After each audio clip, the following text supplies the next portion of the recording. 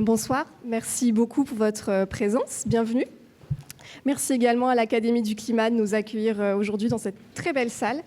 On est très heureux de pouvoir vous présenter un travail de recherche qui a été fait en collaboration entre le Muséum national d'histoire naturelle et l'Académie du Climat, donc qui s'est porté sur la représentation de la nature et de la biodiversité par les enfants à Paris.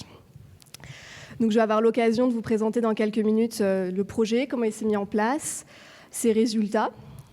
Et on va pouvoir ensuite passer à la table ronde, donc qui sera animée par Cécile Cazenave, journaliste au Monde.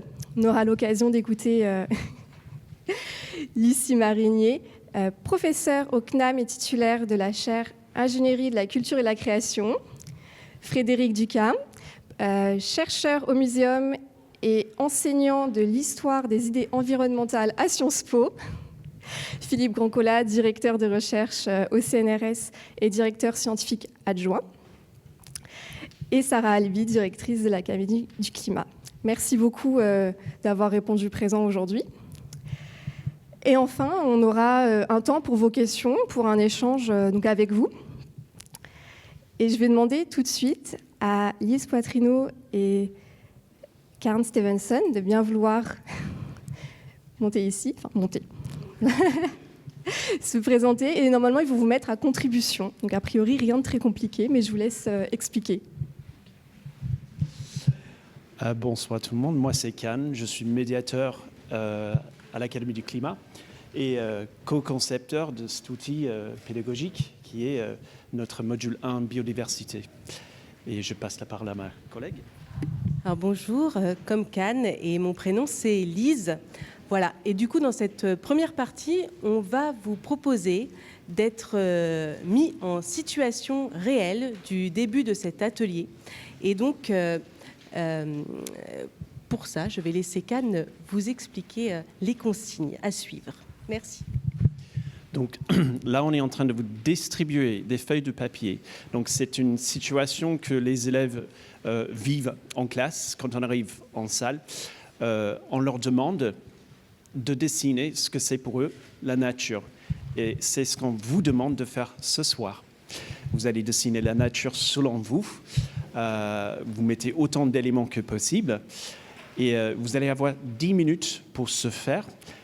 Et pour vraiment faire ressortir tout ce que vous avez en tête. Donc, à vous de jouer. Ah, si je vous dis, c'est quoi la nature pour vous? À vous de jouer. Vous avez à peu près 10 minutes pour dessiner. OK, là, ce qu'on va faire, c'est qu'on va vous demander de lever la main si vous avez dessiné certaines choses. Alors, pour le coup, il faut se rappeler que lorsqu'on est en classe, on ne récolte pas les retours de cette manière-là. Normalement, on passe demander chaque élève ce qu'il ou elle a dessiné. C'est très spécifique. Mais là, on va vous demander ça un peu par famille. Et ça va... Donc, voilà, c'est juste... Il y a cette différence-là. En classe, c'est par enfant, mais là, c'est par famille ce soir. Donc, si vous avez dessiné, par exemple, des amphibiens, vous levez la main et on va vous compter rapidement. Si quelqu'un a dessiné un amphibien, des amphibiens, et ma collègue, elle va tout noter sur le tableau juste rapidement.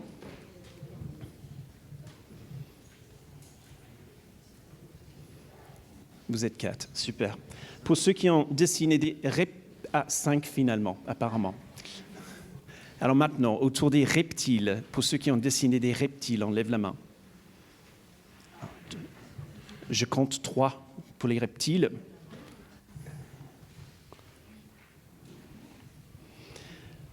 Ensuite, pour ceux qui ont dessiné des champignons.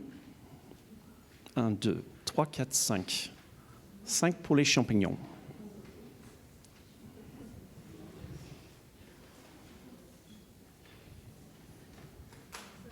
C'est bien ça, oui.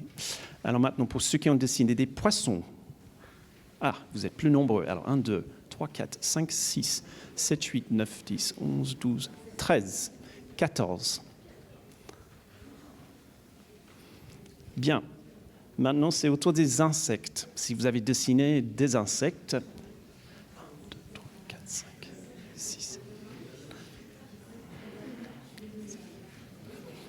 18 pour les insectes. Maintenant, pour ceux qui ont dessiné des oiseaux.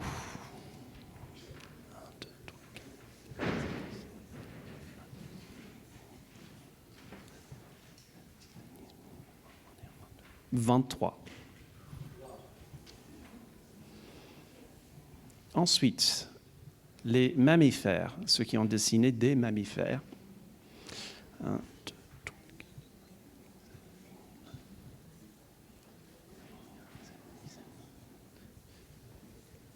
19. Et enfin, des plantes. Donc ça peut être des arbres, des fleurs ou aussi des herbes. Donc des plantes.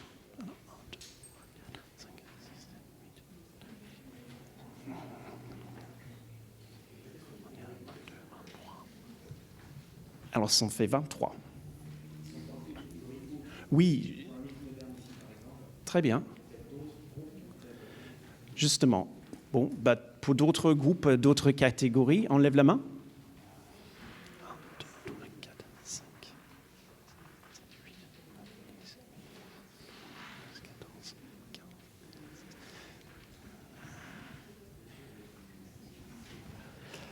16, justement. Et juste pour l'anecdote aussi, souvent en classe, les enfants ils vont citer des choses, des concepts comme l'espace, ou ils vont dire des choses comme vaste, ou des choses qui ne sont pas forcément vivantes, entre guillemets, nuages, montagnes, rochers, cailloux, et des choses comme ça. Donc, bon voilà, pour le coup, vous êtes assez nombreux d'avoir dessiné des plantes et des oiseaux, des insectes. Et on vous invite à comparer ça peut-être avec les résultats justement des recherches d'Hélène. J'ai une question. Qui avait lu l'article de Cécile Cadenas? Qui a triché? Qui a triché? L'article publié dans Le Monde sur un peu les premiers résultats de l'étude. Personne. Et vous verrez qu'on a fait exprès de dire des noms de famille en premier et d'autres à la fin. Voilà.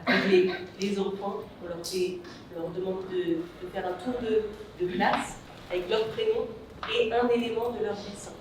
Et au fur et à mesure, on remplit le tableau avec des mots ou des dessins. Et ça fait une œuvre, une perception collective, une représentation collective de ce que c'est pour eux que la nature. Et pareil, on leur demande de lever la main et de dire autre chose que ce qui a déjà été dit, pour pouvoir compléter l'image. Et à la fin, on leur demande toujours, un peu en mode popcorn, est-ce qu'il y a des choses qui n'ont pas été citées dans le tour de table que vous voudriez ajouter? Voilà. Et donc du coup, on va laisser avec Hélène et les analyses justement ces éléments. Donc merci de vous être prêté au jeu des dessins. Donc c'est effectivement à peu près ce que les enfants font au début des ateliers de l'Académie du climat. Je ne me suis pas présentée tout à l'heure. Donc, Hélène Le Tourneur. Ces derniers mois, j'ai eu l'occasion de travailler au Muséum d'Histoire naturelle sous la direction de Philippe. Donc, sur ce projet représentation de la nature et de la biodiversité chez les élèves parisiens. Et on a eu la chance d'avoir à l'Académie du climat un contact avec Valentine Bouterine, donc, qui nous a permis de récolter tous ces dessins. Donc, je vais vous expliquer un petit peu en détail. Donc, ce que vous avez fait là, ça correspond au début d'un atelier qui s'appelle Nature et biodiversité. Donc, Lise et Can font dans les classes des écoles primaires à Paris. Et donc, pendant 10 minutes, les enfants ont l'occasion de dessiner la nature. Donc, c'est la consigne que vous leur donnez, dessiner la nature. Et donc, avec Philippe, on a récupéré ces dessins et on s'est demandé, si on les regardait d'un point de vue de la biodiversité, qu'est-ce qu'on y trouverait ?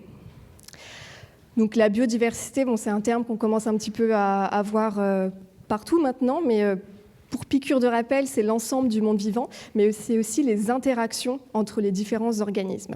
Donc on va travailler à plusieurs échelles. On part de la biodiversité à échelle des écosystèmes, donc avec les interactions, à échelle des espèces, mais aussi à échelle individuelle avec la génétique. Donc, on a récupéré 420 dessins, donc c'est un bon paquet, et ça tombe bien parce qu'on avait pas mal de questions. Alors, on s'est demandé, d'une part, quelles étaient les espèces qui seraient représentées. et si l'homme, par exemple, avait sa place dans les espèces.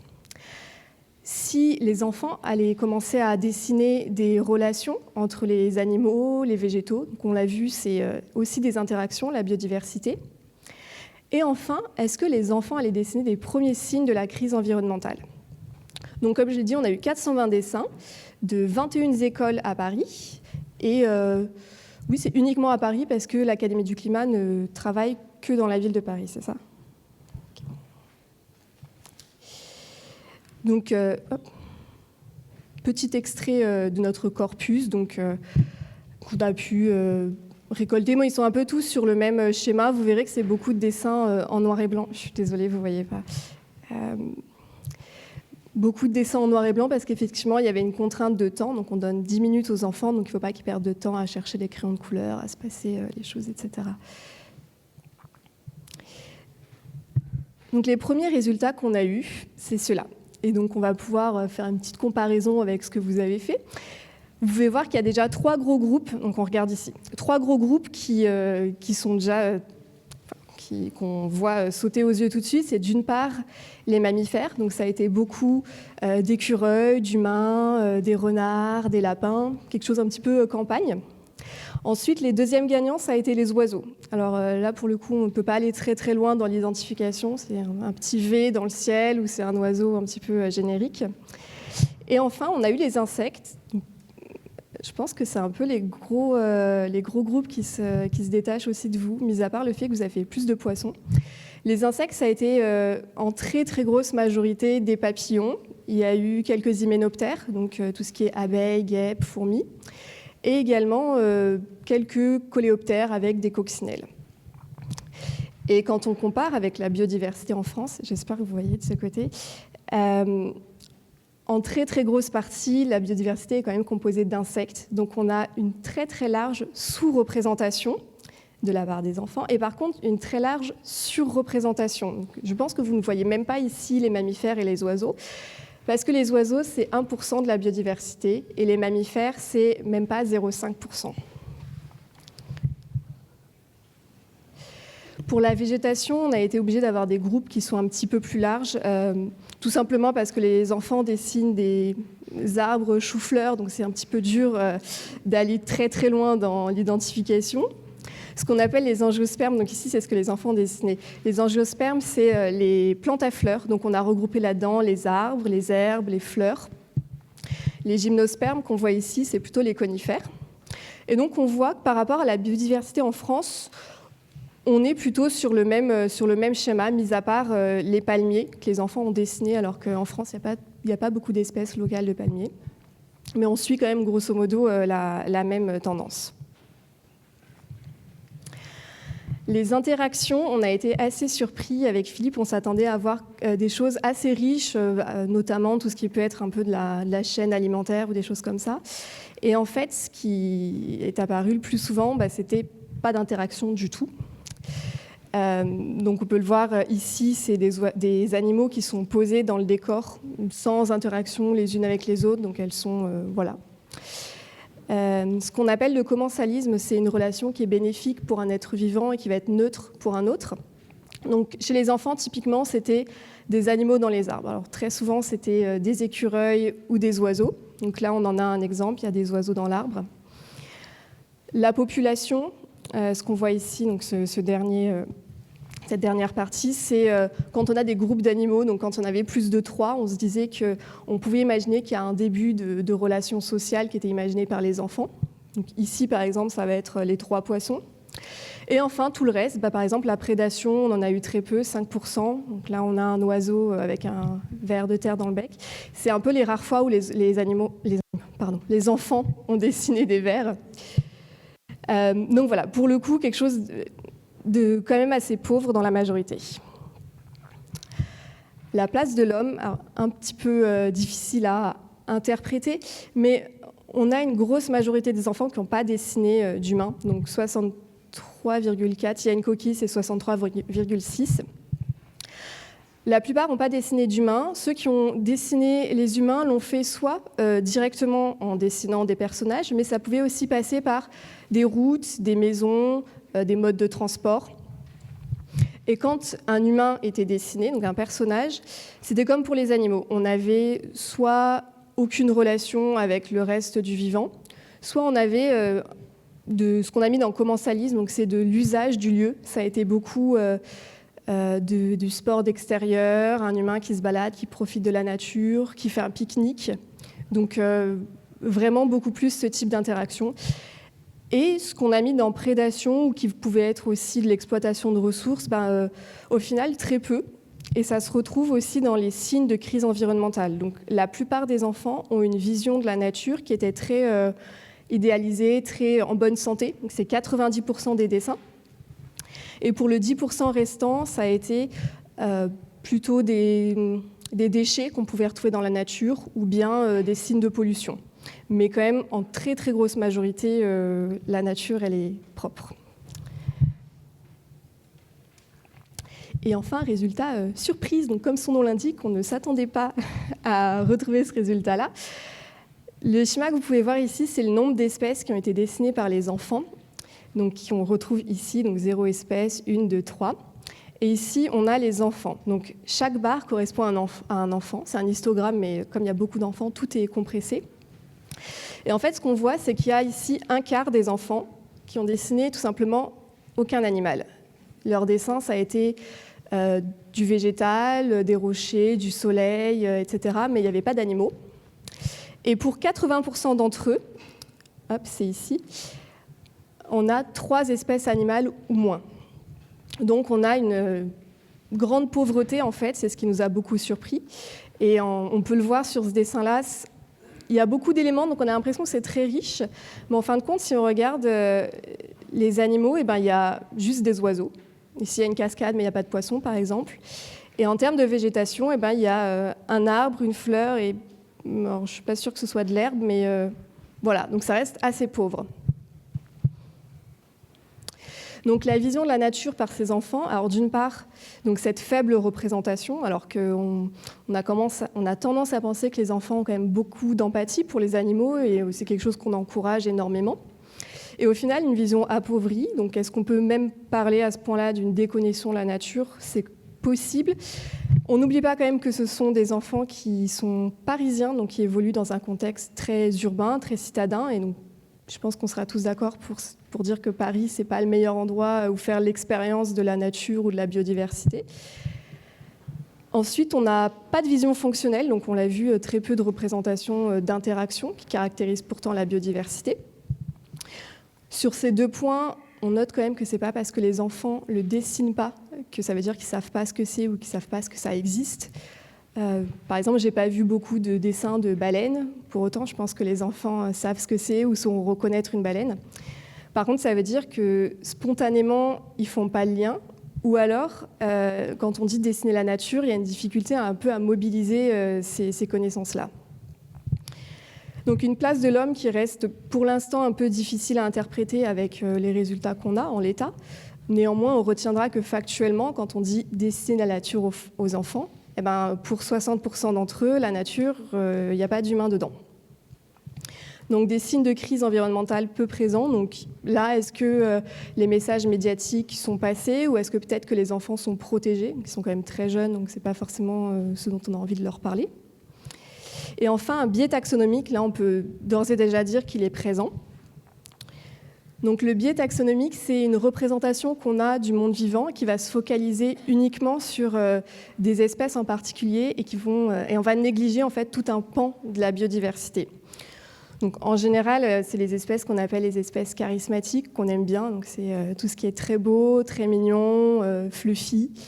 Ou même des espèces un peu impressionnantes, féroces, type crocodile, requin.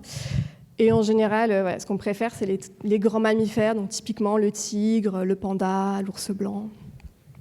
Et versus les animaux qu'on ne considère pas trop, les moches, les invisibles, les trucs qu'on ne voit pas, donc les insectes, la biodiversité marine, la biodiversité du sol, tout ça, les micro-organismes.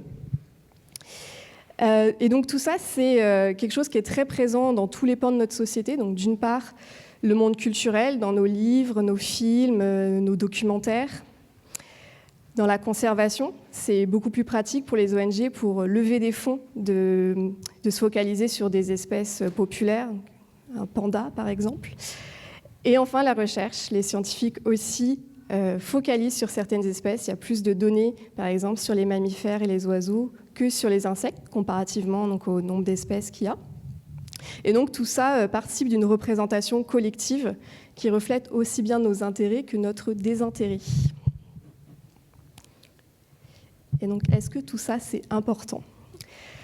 Alors, au-delà de la valeur éthique inestimable de la biodiversité, on peut avoir cette vision anthropocentrée de se dire qu'effectivement, la biodiversité, elle est indispensable à notre survie. Alors, on a des rendements agricoles, on mange, on a des vêtements, on a une place pour la culture. Donc, tout ça, c'est des services que nous rend la biodiversité. Les animaux qu'on délaisse, la plupart du temps, ont des rôles écologiques qui sont très importants. Donc, on l'a vu, la biodiversité, c'est de la connexion entre les êtres vivants. Donc, ça peut être les chaînes alimentaires, donc, notamment les petites espèces peuvent être en base de chaînes alimentaires et donc soutenir des réseaux trophiques. Mais c'est aussi la décomposition, l'aération du sol. Et donc, tout ça, c'est des choses qui nous profitent directement ou indirectement.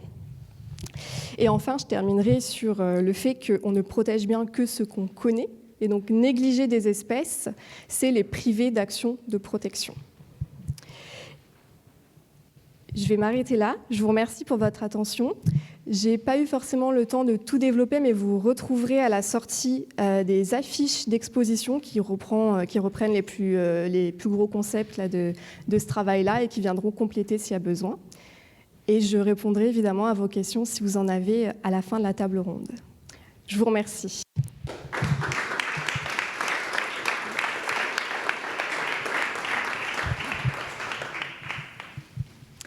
Bonjour, je m'appelle Cécile Cazenave, je suis journaliste au Monde. Je fais plusieurs choses en lien avec le climat et la biodiversité dans ce journal, et notamment dans ce que je fais, il y a une chronique qui est publiée toutes les 4 semaines qui s'appelle Chaud devant et qui est consacrée à la parentalité et à l'écologie. L'idée, ça fait 2 ans que je fais ces articles, et l'idée étant de se poser toutes les questions qui traversent les familles dans les années 2020, voilà, en lien avec les différentes crises que nous traversons. Donc c'est moi qui suis chargée d'animer cette table ronde. Merci beaucoup Hélène de m'avoir conviée. Il se trouve que j'ai écrit un article, j'ai longuement interviewé Hélène et Philippe Grandcola qui est là également, et j'ai écrit ma dernière chronique notamment sur le travail d'Hélène.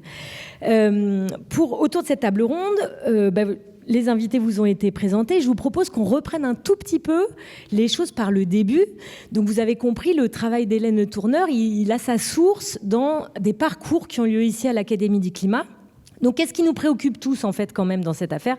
C'est quand même la crise du climat, enfin, le changement, c'est la transition écologique, plus exactement, pour à la fois arrêter que ça se réchauffe et puis stopper l'érosion de la biodiversité que nous rencontrons.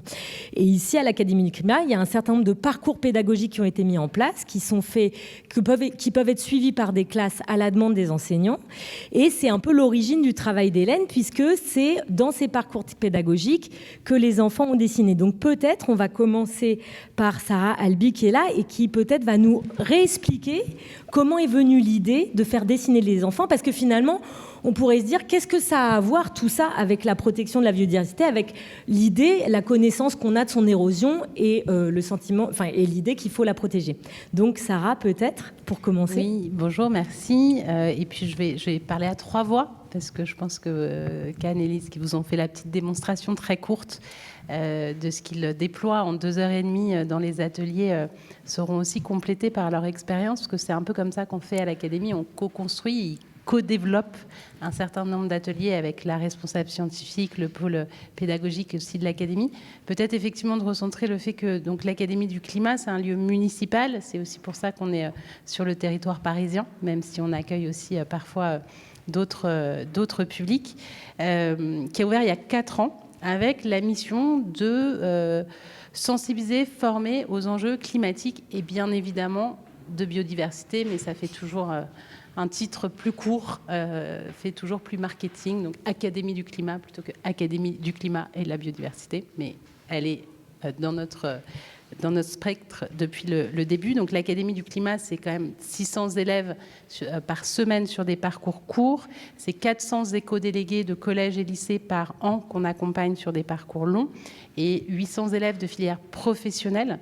Donc quand je dis professionnels, c'est vraiment le lycée pro, voire des associations qui travaillent avec des élèves décrocheurs pour leur donner des premiers certificats, donc dans le sport, la cuisine, la mécanique, le ménage, etc.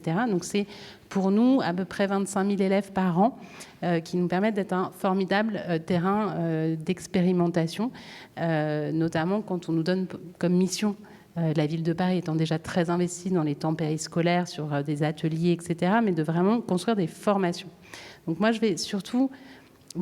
Pourquoi on en est là? C'est parce qu'effectivement, on a ouvert, on avait à déployer une pédagogie, on n'est pas rentré par la théorie, par les sciences de l'éducation, mais on est rentré en fait par ce qu'on était, c'est-à-dire l'équipe qui arrivait avec quelques cadres, mais on a surtout travaillé à se déconstruire en permanence de nos propres représentations, et je dirais qu'aujourd'hui, c'est peut-être la recette qui marche le mieux dans ce qu'on fait. Donc on a 3 enseignements sur ces 4 ans d'expérience. La première, c'est qu'il faut bien distinguer, et les biais sont assez nombreux aussi dans les différents formats qu'on peut proposer, ce qui relève de l'animation, de la sensibilisation et de la formation. C'est vraiment 3 choses extrêmement différentes et qu'on a souvent tendance à mélanger, notamment quand on nous demande de développer des choses. La deuxième chose qui est importante et qui fait écho, c'est aussi qu'on ne peut pas décorréler ce qu'on veut transmettre aux plus jeunes de l'environnement dans lequel ils évoluent. Leur environnement, c'est autant leur cadre de vie, leur quotidien, ce qu'ils voient, ce qu'ils sentent, ce qu'ils mangent, ce qu'ils envisagent au quotidien, de la communauté éducative qui les entoure. Donc nous, dans notre strate aujourd'hui, on essaye de s'adresser autant aux enfants qu'aux gens qui les entourent. Sinon, il y a trop de dissonance aussi entre ce qu'on cherche aussi à leur transmettre et ce qu'eux peuvent absorber. Et la troisième chose, et je ferai le lien du coup là-dessus, c'est qu'au début, comme tout le monde, on est arrivé avec des ateliers de sensibilisation, l'arbre du climat, la fresque du climat, etc. Et là, on a fait un peu un bide, notamment sur des publics qui n'étaient pas du tout dans ce langage, dans ces mots. Voilà. Et on s'est dit, en fait, ça ne va pas. Donc, on le fait encore à certains endroits quand on est plutôt sur de la sensi un peu rapide. Mais par contre, dans tout ce qu'on a construit depuis 4 ans, on s'est dit, il faut qu'on inverse. Pour intéresser les gens au sujet, il faut qu'on parte d'eux. Il faut que nous, déjà, on se positionne, puisqu'on est toujours situé. Donc, il faut qu'on fasse attention à ce qu'on véhicule, mais surtout, il faut qu'on parte de leur représentation. Et aujourd'hui, tout ce qu'on va développer, y compris avec des sportifs où on va parler alimentation, avec un certain nombre de groupes, c'est toujours de se dire dans quel environnement ils sont, ou dans le nouveau atelier qui a pu être développé sur le textile, où on part d'une basket, de la fabrication d'une basket, où on interroge un peu sur les habitudes de consommation, les représentations autour de tout ça. Et en fait, ça nous permet, et c'est là où je vais vous passer le relais, ça nous a permis de faire plein de choses assez extraordinaires et surtout d'accrocher le sujet et d'injecter. On parle de pauvreté, il y a sûrement plein de choses qui expliquent ça, mais en partant déjà de leur monde, de leur représentation, qui est toujours juste puisque c'est la leur, ça nous permet d'intégrer de la complexité, etc. Donc là, je vous passe le relais parce que vous avez des enseignements et c'est comme ça qu'on a co-développé ce M1 biodiversité, donc le premier module d'une série d'ateliers qui se déroulent dans la classe, mais ensuite à l'Académie du climat, et qui nous a permis justement de consolider l'approche pédagogique de l'Académie du climat. Donc, Can, Lise, je vous laisse. Oui, alors après une année à utiliser des outils qui n'étaient pas conçus par l'équipe qui les animait, eh bien, on a pu faire le bilan et aussi, grâce à nos expériences de terrain de nos précédentes expériences vie professionnelle, nous, on vient à peu près tous à la médiation du monde de l'animation périscolaire, extrascolaire. Et en plus, il se trouve qu'on est à peu près tous des anciens EPListes ou BCDistes, c'est-à-dire animateurs lecture. Voilà. Et donc, on a aussi été formés à des techniques qui permettent de faire naître des questions dans la tête des enfants et aussi des jeunes, parce que cet atelier, il est pris aussi par les collégiens et il a été aussi testé sur des troisièmes, etc. Et du coup, ça nous permet de partir... de pouvoir partir de leur représentation, que ce soit des adultes ou des enfants, ça permet d'aller un peu plus loin, de pousser le curseur au juste endroit de là où en est le groupe, Ça permet aussi de faire le deuil, de débroussailler un petit peu toutes les notions que nous, on aimerait passer. Et ben là, on part vraiment non pas en entonnoir, on veut faire entrer tout ça et c'est ça qui est retenu. On part plutôt d'en bas pour aller un tout petit peu élargir derrière. Voilà. J'ai juste une petite question, mais c'est peut-être vous qui allez répondre. Ça veut dire quoi aller plus loin en fait? C'est-à-dire là, on ne comprend pas bien. Donc vous dites aux enfants, allez-y, dessinez la nature. Et qu'est-ce que ça veut dire aller plus loin? Aller plus loin que quoi? Bon, alors, effectivement, quand on leur demande de dessiner la nature, quand on récolte tout ça, le dessin, enfin, nous, on reproduit tout ça sur un tableau.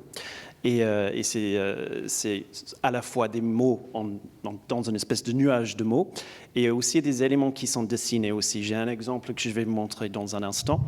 Mais à partir du moment où on rebondit sur leur propre réflexion, c'est parler de leur réalité aussi. C'est valoriser aussi leur propre connaissance. Et à partir de là, ils rentrent beaucoup plus facilement dans l'atelier du début jusqu'à la fin, parce qu'effectivement, on revient là-dessus en permanence. Et on peut vous montrer juste rapidement. Moi aussi, je dessine des arbres en chou-fleur. Pas leur mettre la pression. Exact. Donc, voilà à quoi ça ressemble généralement.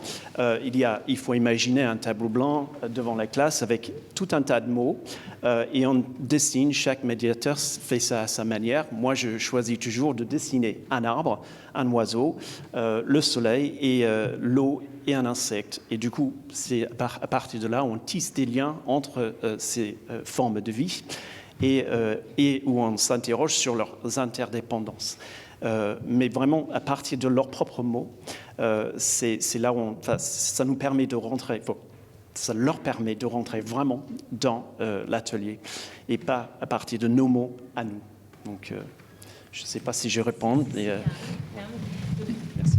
En fait, vous voulez dire que donc, le dessin, c'est la première partie de l'atelier et qu'ensuite, dans la deuxième partie de l'atelier, ce que vous essayez de faire, c'est à partir des mots qu'eux, ils ont écrits ou qu'ils ont exprimés, c'est d'essayer parce que le but de l'atelier, c'est quoi? C'est quand même, j'imagine, une sensibilisation à la biodiversité, une prise de conscience de sa fragilité. Qu'est-ce que c'est finalement que vous essayez de faire? Alors, c'est une sensibilisation, oui. C'est d'abord définir ce que c'est la biodiversité, parce que c'est quand même un grand mot, et c'est très complexe comme sujet. Et ensuite, leur montrer quelles sont les menaces qui existent, et ensuite, qu'est-ce qu'on peut faire par la suite pour justement protéger et défendre toute cette vie. Et finalement, parce que donc ici on croise deux idées, il y a la sensibilisation et il y a la représentation. Qu'est-ce qui vous a donné l'idée de les faire dessiner? Vous auriez pu dire, on les fait parler. Je ne sais pas, racontez-moi votre souvenir. Quel est le dernier animal que vous ayez vu alors, qu'est-ce qui vous a donné l'idée de passer par la représentation qu'ont les enfants? Justement, c'est une approche qui vient de notre formation en tant qu'ancien animateur lecture, et une approche dit si je vous dis, si je vous dis océan, qu'est-ce que ça vous évoque pour vous? Et à partir de là, effectivement, on a tout un tas de retours. Et pourquoi un dessin? En même temps, on pourrait juste en parler, se contenter de ça, mais nous, on sait très bien que, on a tous des modes d'apprentissage qui sont très divers finalement. Et du coup, avoir un dessin, c'est aussi répondre à un besoin d'avoir des choses visuelles aussi. À la fois, effectivement, on peut parler, mais avoir des éléments visuels, c'est très important. Ça nous permet de comprendre aussi. Et si je puis me permettre, ça permet aussi de poser l'attention. Tout à l'heure, on vous a laissé presque les 10 minutes, mais si on avait juste fait des prises de parole comme ça à la volée, on sait très bien que certains auraient parlé, d'autres pas.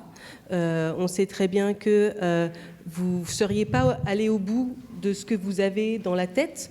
Donc ça permet de canaliser, de cadrer et vraiment d'expérimenter individuellement, puis collectivement, de voir se créer cette représentation collective.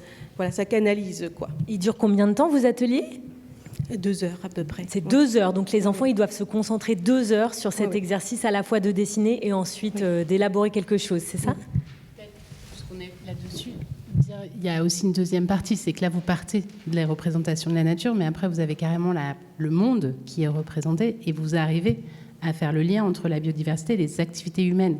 Tout le but, parce que tout est construit avec des messages clés, c'est aussi de partir de là. Quand Lise parlait de l'entonnoir, c'est aussi de travailler à mettre de la corrélation. Donc ça commence par des flèches, ça commence par tout ça, et puis on part de l'échelle de son dessin, mais après vous présentez un planisphère, et c'est tout ce qui relie. Et comme tu le dis, Lise, en fait, on fait rentrer les gens et ces enfants dans ce monde-là, et on les accompagne en fait en partant d'eux, de leur représentation, de leurs mots, pour injecter nos mots qui sont adaptés à chaque fois à leur niveau. Vous ne dites pas la même chose, vous ne parlez pas de gaz à effet de serre de la même façon à un élève de CM2 qu'à un élève de 3e, etc. Et c'est ça qui est assez magique, c'est d'arriver, en partant de la représentation et du dessin, à représenter le monde et à représenter surtout l'impact de l'humain, qui fait partie de cette biodiversité, mais qui en est aussi le principal destructeur. Moi, je dirais que c'est ça qui est assez formidable dans ce qu'ils font au quotidien. J'ai une petite dernière question. Finalement, moi, ça m'intéresse de savoir comment vous mesurez le succès de cet atelier. En fait, Sarah, vous avez expliqué qu'au début, vous avez un peu patiné sur ces ateliers biodiversité, puis que vous aviez trouvé cette formule. Finalement, vous mesurez le succès auprès des enfants comment? Vous avez senti des différences entre vos premières classes et vos dernières classes? Ils ne veulent pas en sortir? Comment vous percevez le succès de cette méthode, vous?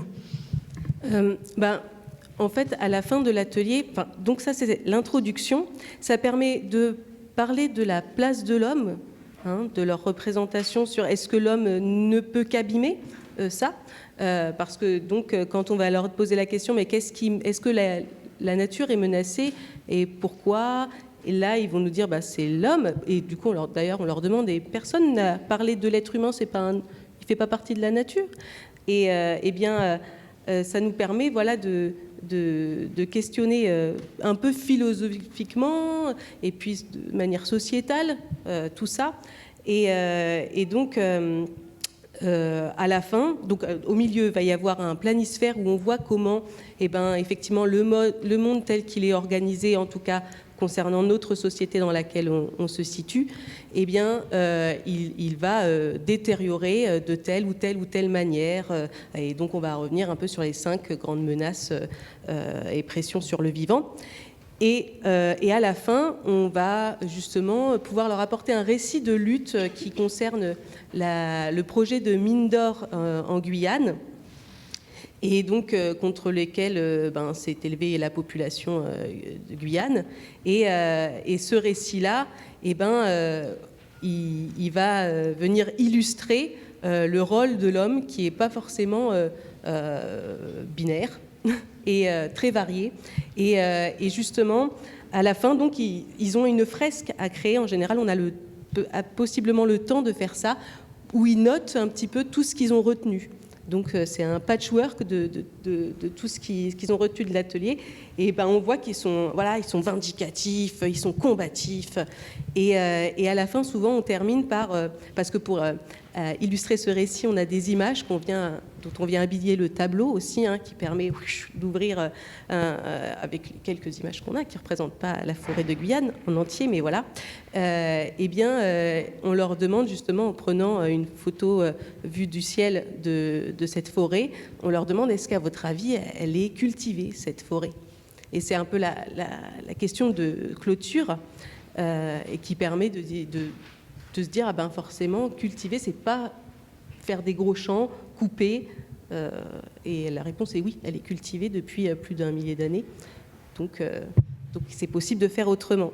Voilà. Mais du coup, pour répondre à ta question, je peux laisser Can le faire. Moi, je dirais que c'est aussi, ça se voit avec une participation qui est forte tout au long de l'atelier, premièrement. Et c'est aussi tout au long de l'atelier, à la fin de chaque étape, j'ai tendance à leur demander est-ce que on peut me rappeler pourquoi on a parlé de ce sujet-là, et du coup on voit très bien si on est dedans ou pas. Et c'est un peu comme ça que j'arrive à mesurer, parce que, et de manière générale, effectivement, il y a des mains qui se lèvent tout le temps. Et majoritairement, ils lèvent la main tous pour répondre aux messages clés qu'on vient de voir. Et à la fin, on leur demande tout simplement leur avis sur l'atelier. On leur demande est-ce qu'il y a des choses qui vous ont plu et moins plu. Et du coup, on a des retours très honnêtes chez les CM1, CM2, hein, toujours. Et ça nous aide à nous améliorer aussi. De manière générale, ils sont ravis d'un atelier qui est très interactif. Il y a toujours quelques-uns qui ne sont pas autant dedans que leurs camarades, mais de manière générale, oui, je trouve que grâce à cette pédagogie aussi qui est très, très interactive, ils sont à fond dedans. Donc, et malgré un tableau qui est plutôt noir, hein, parce que quand on parle des menaces sur la biodiversité, eh ben, ces CM1, CM2, ils sont toujours, comme elle dit Lise, très combatifs et ils sont à fond derrière la lutte et la protection. Donc voilà. Merci. Vive les CM1, CM2. Vive les CM1, merci. CM2. Merci. Je vais passer la parole à Philippe Grandcola parce que donc si on reprend le travail d'Hélène Tourneur et si on refait son parcours, donc ça commence ici à l'Académie du Climat dans les parcours biodiversité. Et puis un jour, ça attire votre attention, Philippe, ce corpus de dessin. Et puis du coup, Hélène se met à travailler sur cette analyse. Et donc moi, quand je vous ai parlé pour mon article, en fait, ce que vous m'avez dit, c'est que vous étiez quand même très très déprimé par ces résultats. Hein, vous avez même utilisé le mot choqué, je cite. et c'est intéressant d'avoir votre sentiment. En fait, finalement, vous n'avez pas l'habitude d'analyser ce type de corpus précisément. C'est pas votre travail habituel. Vous attendiez pas à ça. Non, effectivement. Moi, j'étais ravi de pouvoir dialoguer avec l'Académie du Climat sur les ateliers pédagogiques. Hein. C'est un peu comme ça que j'ai appris l'existence, de ces activités, et je trouvais ça vraiment très original, très altruiste, très innovant.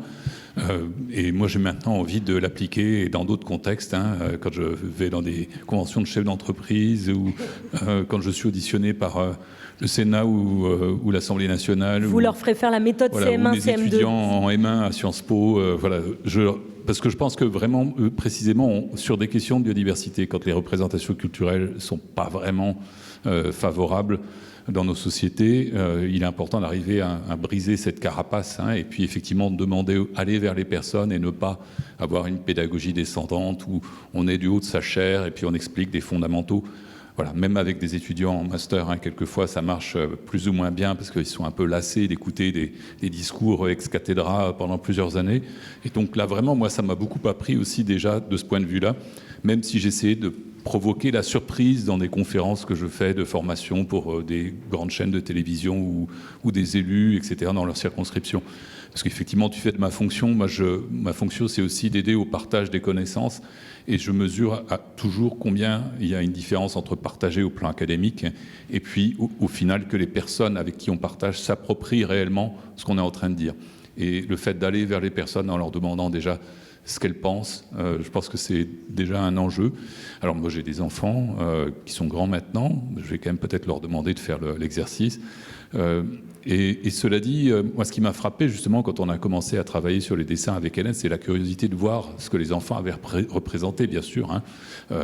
C'est aussi un des éléments importants de tout ce dont on parle aujourd'hui. Bien sûr, il y a des aspects pédagogiques, comment dialoguer avec les enfants, améliorer leur connaissance, leur représentation culturelle. Mais moi, je vois aussi que le fait de parler de ce que pensent les enfants, c'est aussi un vecteur au sein de la société pour dialoguer avec les adultes. Hein, et peut-être des enfants beaucoup plus dégourdis sur ces questions-là vont aussi transformer leurs parents. Et ça, c'est aussi quelque chose qui me semble important, parce qu'on a vraiment beaucoup de retard sur le plan de la biodiversité dans nos sociétés. Et effectivement, avec Hélène, hein, sans trahir ta pensée, Hélène, ce qui nous a surpris, c'est quand même effectivement qu'on s'attendait à avoir un florilège, vous voyez, un grouillement de vie, de choses qu'on voit qu'on a retenu nous-mêmes de nos lectures de livres pour enfants, des dessins animés, de nos découvertes de nature avec nos parents, etc. Et on s'est aperçu finalement que dans la représentation, il n'y avait pas ce grouillement, hein, c'était beaucoup plus simple. Alors bien sûr, il ne faut pas prendre le dessin pour la réalité, hein, ou pour ce qu'il y a réellement dans l'esprit des enfants, mais ça nous dit quand même quelque chose sur finalement ce qu'évoque le mot nature. Peut-être il faudrait aussi voir ce qu'évoque le mot biodiversité, maintenant qui commence à percoler dans la société. Moi, ce qui m'intéresse aussi là-dedans, c'est ce que je constate au sein de la société quand on essaye d'expliquer ce que c'est que le vivant à toutes sortes de personnes. On se rend compte que pour beaucoup de personnes, le vivant, c'est juste une collection d'espèces. Déjà, en connaître un certain nombre, y compris des moins charismatiques, c'est déjà une performance dans nos sociétés. Mais ce qui fait la plupart du temps défaut, c'est de comprendre la diversité génétique à l'intérieur des espèces, de ne pas penser que les espèces sont des boîtes étanches. En réalité, 20% des oiseaux en France, 30% des plantes s'hybrident joyeusement. Donc l'espèce, c'est quelque chose de relativement ouvert qui se perpétue de génération en génération par des interactions entre des individus. Donc ça, c'est quelque chose qu'on n'a pas forcément. C'est pas une connaissance qu'on a spontanément parce que c'est pas forcément quelque chose qu'on peut observer directement. Et puis il y a l'aspect des relations au sein des écosystèmes dont on a parlé, qui sont en règle générale méconnus. Bien sûr, on voit tous des abeilles sur des fleurs, on a tous entendu parler de pollinisation, par exemple, mais il y a plein d'autres interactions qu'on ignore. Et puis surtout, on ne se rend pas compte à quel point ces interactions, elles peuvent être à la fois fortes, c'est-à-dire on ne met pas ensemble des espèces, on ne les entasse pas dans un écosystème en leur sommant d'interagir. Ces espèces, elles ont évolué pendant des centaines de milliers d'années et ces interactions, elles se sont forgées petit à petit. Puis d'autre part, ces interactions, aussi subtiles, aussi forgées soient-elles, très souvent, elles se tricotent très facilement quand on altère les écosystèmes. Et on le voit aujourd'hui dans des politiques publiques, quand on dit qu'on va compenser la destruction de biodiversité à tel ou tel endroit. Ce qu'on est capable de recréer, ce n'est pas vraiment un écosystème, c'est la plupart du temps une plantation d'arbres ou une accumulation d'espèces qui fonctionne guère. Donc on a vraiment, de ce point de vue-là, des défauts de représentation et des défauts de connaissance qu'il faut à tout prix arriver je dirais pas à corriger, ça serait présomptueux, mais à éclaircir. Et effectivement, ce qu'on a ressenti avec Hélène à la lecture de ces dessins, peut-être on a projeté sur les dessins aussi nos craintes et nos intérêts, mais c'était l'importance qu'il y avait dans ces ateliers pédagogiques de pouvoir dialoguer avec les enfants pour que ces manques de connaissances, ces manques de représentation, petit à petit, puissent peut-être être comblés et qu'on aille vers une vision un peu plus réaliste du monde qui nous entoure. Alors, pas forcément une vision rationaliste, scientifique, mais une vision qui a plus en phase, en conscience avec ce qui existe réellement. Comme disait Hélène, on ne protège que ce qu'on connaît, mais je dirais simplement, on aime aussi que ce qu'on connaît un petit peu. On est capable de dialoguer avec ce que l'on connaît un petit peu mieux. Donc c'est ce que m'évoquent ces dessins d'enfants. Et si ça peut permettre, à travers votre article dans le journal Le Monde, par exemple, de toucher beaucoup de personnes qui peuvent se retourner vers leurs enfants et se dire « mais oui, finalement, si je faisais faire ça par mes enfants, qu'est-ce qu'ils dessineraient ?» Ça peut permettre aussi d'avoir peut-être une attitude plus réflexive sur le monde qui nous entoure, sur sa beauté, sur le fait que la biodiversité, c'est pas une punition, au contraire, c'est un émerveillement, un plaisir et des satisfactions incessantes. Alors, ce corpus qu'a analysé Hélène, il pose plein de questions dont vous m'avez parlé. On peut peut-être les évoquer ici. Par exemple, c'est quand même... Alors, on a affaire à des écoles parisiennes, donc la plus grosse ville de France. Vous me disiez quand même, ça aurait été intéressant d'avoir un même corpus qui viendrait d'un milieu rural, un même corpus qu'on aurait trouvé dans des archives qui auraient été produits par nos grands-parents ou nos parents à l'école communale. En fait, finalement, ça n'existe pas, pour l'instant, ces corpus. Alors, il y a des travaux qui ont été réalisés, mais Frédéric pourra en parler bien mieux que moi, mais il y a des travaux qui ont été réalisés, bien sûr, mais c'est vrai que c'est un programme de recherche qui ne gagnerait qu'à être développé encore beaucoup plus. Et puis c'est un programme qui a été conduit par des collègues aussi, à travers, par exemple, des représentations culturelles, les dessins animés pour enfants, les livres pour enfants, on va en parler également. Il y a plein de miroirs aussi, finalement, à nos représentations culturelles. Et je pensais vraiment, effectivement, ça soulève plein de questions, ça donne envie d'aller de l'avant, ça donne envie de répondre à d'autres questions, avec des réponses qui ne seront peut-être pas forcément aussi simples, parce que Effectivement, je ne pense pas que les ruraux soient fondamentalement différents des urbains, d'autant plus que parmi les urbains qui ont dessiné, les enfants urbains, il y en a peut-être quelques-uns qui ont des attaches rurales. Voilà, donc le monde n'est pas si simple.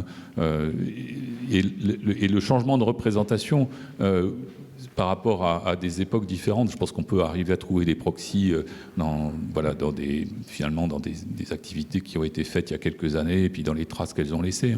Je pense que là, ça serait une question certainement plus intéressante parce qu'on est quand même passé en France d'une société qui était quand même très rurale avec des représentations assez différentes à aujourd'hui une société très urbaine.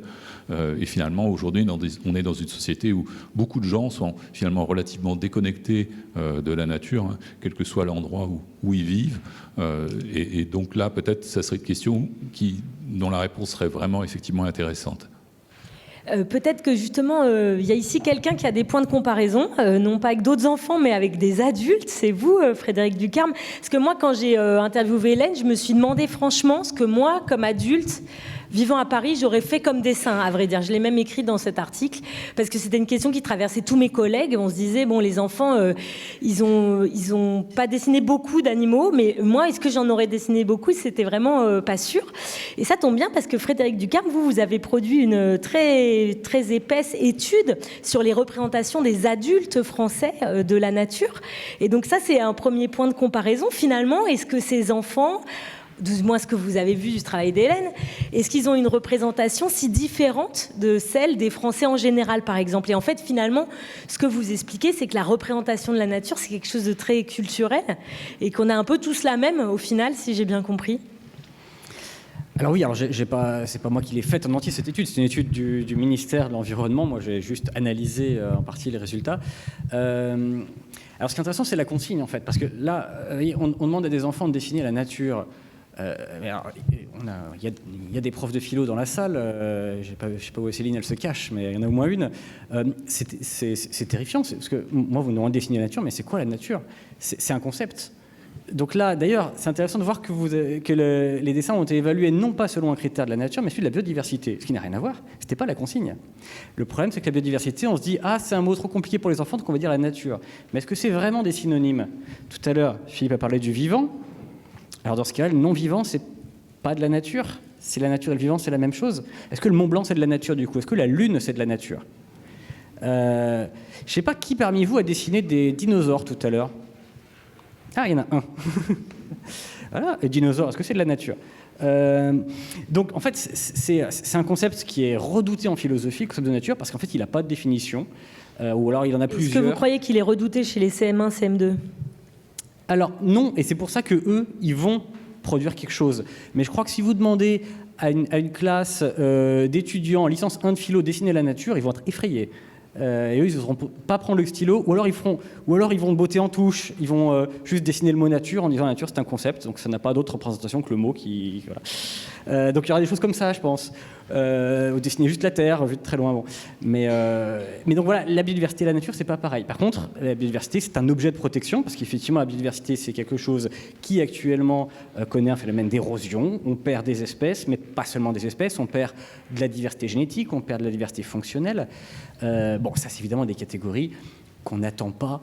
On aimerait bien déjà qu'elles soient bien maîtrisées par nos étudiants, donc on ne les attend pas forcément chez des enfants d'école primaire. Donc c'est pour ça que alors, quand on interviewe les adultes, c'est un peu pareil. Et en fait, quand on demande aux adultes qu'est-ce que c'est que la nature, en fait, le problème, c'est que celui qui pose la question lui-même est souvent assez incapable de le définir. L'encyclopédie de Diderot et d'Alembert n'a pas d'article nature, il n'y a que des renvois. Ils n'ont pas réussi. Donc si Diderot n'y arrive pas, bon, on peut s'imaginer que l'homme de la rue aura un petit peu de mal.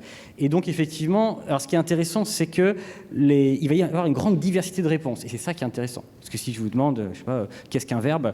Bon, il y a des gens qui auront à peu près la bonne définition correcte, des gens qui seront à côté, mais c'est tout. Alors que là, c'est une question qui est tellement ouverte, la nature, que en fait, chacun va avoir sa définition. Et d'ailleurs, là aussi, dans les résultats, il y a eu l'idée, est-ce que vous incluez les hommes dedans? Mais c'est une vraie question. Il y a d'éminents philosophes qui vous définissent la nature par opposition à l'homme. C'est ce que fait Ralph Waldo Emerson, premier grand philosophe américain.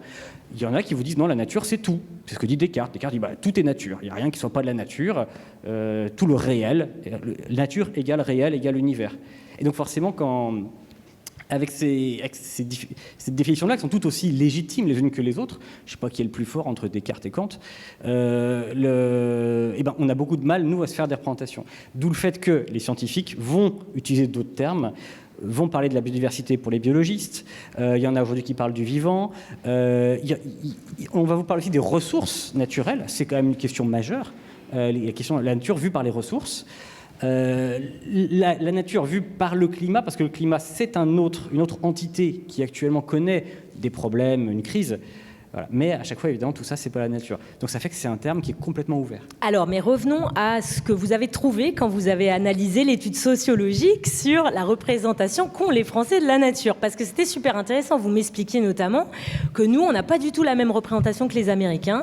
Nous, on voit la nature un peu comme un jardin. Les Américains, ils voient comme des espaces sauvages. Et donc, au final, ce que vous expliquez, c'est que ça se construit quand même, la représentation qu'on a des choses. Et ça se construit probablement en commençant par l'école. Oui, complètement. Et d'ailleurs, c'est intéressant de voir que les adultes ont une vision qui n'est pas significativement différente de celle des enfants, parce qu'en fait, l'essentiel, notamment des espèces qu'on connaît, on les apprend pendant qu'on est enfant. Alors, à part quand on travaille au muséum, où là, on rentre un peu plus dans les kétognates, les choses comme ça, mais sinon, c'est la culture, en fait, naturaliste de la plupart des gens, est une culture enfantine. Et c'est intéressant de voir d'où elle vient. Et là, ça a été souligné tout à l'heure, il y a des animaux de la ferme. Et fondamentalement, il y a effectivement, quand on se représente les animaux, les gens vont tout de suite énumérer des animaux de la ferme, alors qu'en fait, aujourd'hui, qui parmi vous a une ferme ? Voilà, bon, pas grand monde. Mais pourtant, il y a une domination d'animaux de la ferme parce qu'il y a un imaginaire qui est hyper fort, à la fois dans la culture enfantine, mais même dans la littérature, les fables de La Fontaine, les choses comme ça, et puis ces animaux dont on était proche. Typiquement, en France, personne souvent pense... Un animal qui a été longtemps très méconnu, c'est le lynx. Parce que le lynx, c'est un animal qu'on a en France depuis toujours, mais qui s'approche... Bon, il n'y en a pas beaucoup, mais il ne s'approche jamais des humains. C'est un animal... Qui a déjà vu un lynx sauvage parmi vous ? J'espérais qu'il y ait au moins une main, même pas une, vous voyez ? Ah, en France ? Voilà. Et donc, c'est un animal qu'on ne voit jamais, et qui est là, qui fait partie de notre écosystème, mais qu'on ne voit jamais. Alors qu'évidemment, les animaux de la ferme, on y est plus confrontés.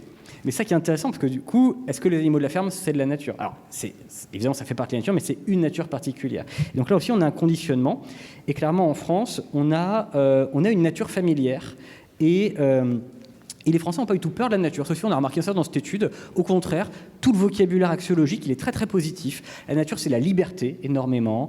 C'est le bien-être. Il y a à côté, c'est le week-end, c'est les vacances, c'est la détente, c'est le voyage, c'est l'évasion. C'est beaucoup ces choses-là. Et on a trouvé très très peu de choses. Il y a même dans les animaux énumérés, il y a eu peu d'animaux terrifiants. Il y a eu quelques moustiques. Alors, il y a eu un peu de loup, sachant que le loup, pour certains, est terrifiant, mais pour d'autres, au contraire, est un animal adoré. Donc, il y a une ambivalence aussi. Il y a peut-être des gens qui adorent les moustiques. Alors, par rapport effectivement aux États-Unis, où eux, ils n'ont évidemment pas la même histoire, pas la même géographie, pas la même culture, et où eux, il y a vraiment une rupture beaucoup plus nette entre ce qui appartient à l'agricole. Et en fait, l'agriculture aux États-Unis, c'est essentiellement des champs de maïs. Parce que même les animaux ne sont pas en extérieur. Les animaux ils sont dans des usines, c'est des vaches dans des usines qui ne bougent pas. Et l'agriculture extérieure, c'est essentiellement des champs de maïs. Et ce maïs va être utilisé pour faire toute la nourriture, de manière plus ou moins transformée. Donc, la question de la biodiversité agricole existe très peu aux États-Unis, alors qu'en France, elle est fondamentale. Il y a l'idée du terroir, il y a l'idée de l'agro-pastoralisme. Il n'y a pas de moutons aux États-Unis, c'est pour ça qu'ils peuvent se permettre d'aimer les loups, eux. Nous, en France, l'image identitaire, c'est du berger, de la bergère, qui est dans tellement de contes pour enfants. C'est une image fondamentale. On est le seul pays au monde où on a un candidat à la présidentielle qui est berger et qui fait un score pas dégueu. Parce que il y a une image en France culturelle du berger. Souvenez-vous, le livre le plus vendu du XVIIe siècle, c'est L'Astrée d'Honoré d'Urfé, qui est une histoire sur 6000 pages d'amour de berger. Ça, à l'époque de Molière, de Racine, de Corneille, le best-seller, c'est des histoires d'amour de berger. Et à Versailles, Louis XIV organise des fêtes où tout le monde est déguisé en berger, il y a des moutons dans la grille des glaces et tout. Donc il y a une image hyper forte, et qui remonte aussi à la Grèce antique, où l'image du berger, qui est l'image pour nous fondamentale, primitive. Alors pour les Américains, l'épopée primitive sera plutôt le western, ou les trappeurs, ou carrément les Indiens, où là il y a toute une mythologie complètement différente. Alors ce que vous me disiez aussi dans l'idée qu'une culture naturaliste, ça se construit en fait, vous m'avez parlé du certificat d'études. Vous m'avez expliqué expliqué qu'en France, jusqu'à en tout cas mes parents qui ont passé le certificat d'études, il y avait une épreuve d'agriculture. Et que finalement, ça, c'était un choix national qui faisait que même les petits Parisiens, à l'époque, ils savaient différencier un blé tendre d'un blé dur. En fait, c'est précisément quelque chose qui nous manque aujourd'hui. C'est-à-dire que le blé, c'est du blé. Et il y a des tas d'assauts qui essayent de militer pour qu'on sache qu'il y a plein de catégories de blé et pas une seule. Donc c'est intéressant. Il y a un rôle de l'école quand même dans l'apprentissage de savoirs variés et divers autour de la diversité végétale et animale. Oui, c'est là aussi que c'est fondamental d'avoir ce genre de travail parce que ça permet de voir ce que les enfants ont, ce qu'ils n'ont pas, mais de poser la question, en fait, qu'est-ce qu'on veut qu'ils sachent, nos enfants? Parce qu'on ne peut pas tout leur apprendre, hein, on essaye. Donc il y a des choix qui sont faits, des choix qui sont politiques. Et pendant longtemps, la France était un pays extrêmement rural, labourage et pâturage. Donc il y avait une épreuve au certificat d'études, donc pour tous les petits Français, parce que tout le monde le passait, une épreuve d'agriculture. Et ça, cette épreuve, si là maintenant je vous mets l'épreuve du certificat d'études d'agriculture de 1956, et je pense que même avec Philippe, je ne sais pas si on aurait la moyenne. Parce que c'est un savoir qui était considéré comme important au niveau du ministère et qui s'est érodé, qui a été en fait intégré au programme de SVT et qui, au sein du programme de SVT, a beaucoup diminué, mais aussi parce que d'autres choses ont progressé. Les connaissances médicales sont bien plus importantes. Maintenant, dans le programme de SVT, il y a beaucoup d'écologie, qui n'existait évidemment pas à l'époque. Donc, il y a eu des choix qui ont été faits, des choix politiques, de dire, eh ben là, la culture rurale va être considérée comme moins importante, moins prioritaire. Et donc, les savoirs associés à la ruralité, qui parmi vous sait à quoi ressemble une linotte?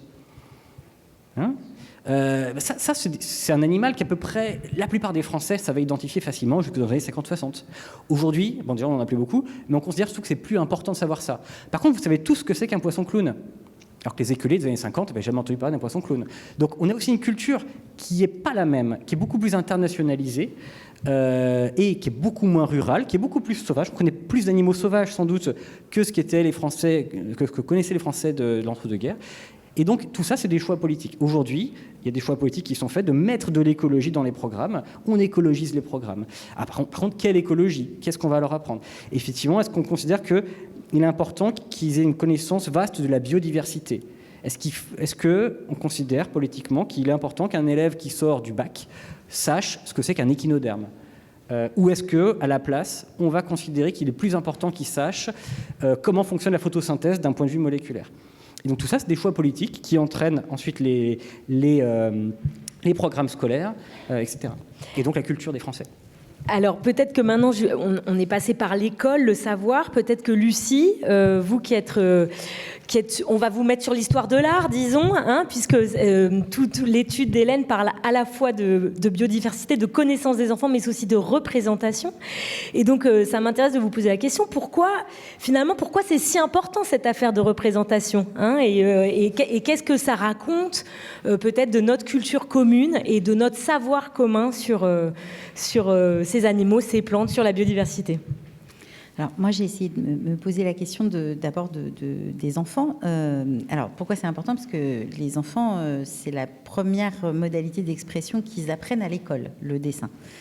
C'est la première chose qu'on leur fait faire dès la première heure de maternelle. On leur met un crayon dans les mains, des tampons ou des gommettes et une feuille de papier. Donc, à partir de là, à partir du moment où c'est le support, tu as raison, ce sont des choix pédagogiques et politiques aussi.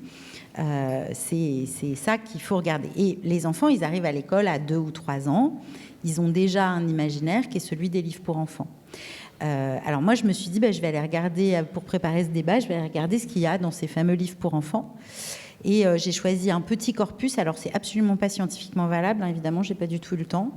Mais j'ai choisi de prendre les livres de poche pour enfants, pour les enfants de 3 à 9 ans, donc les livres considérés comme étant, entre guillemets, leurs classiques, des classiques, puisqu'ils ont été publiés en poche.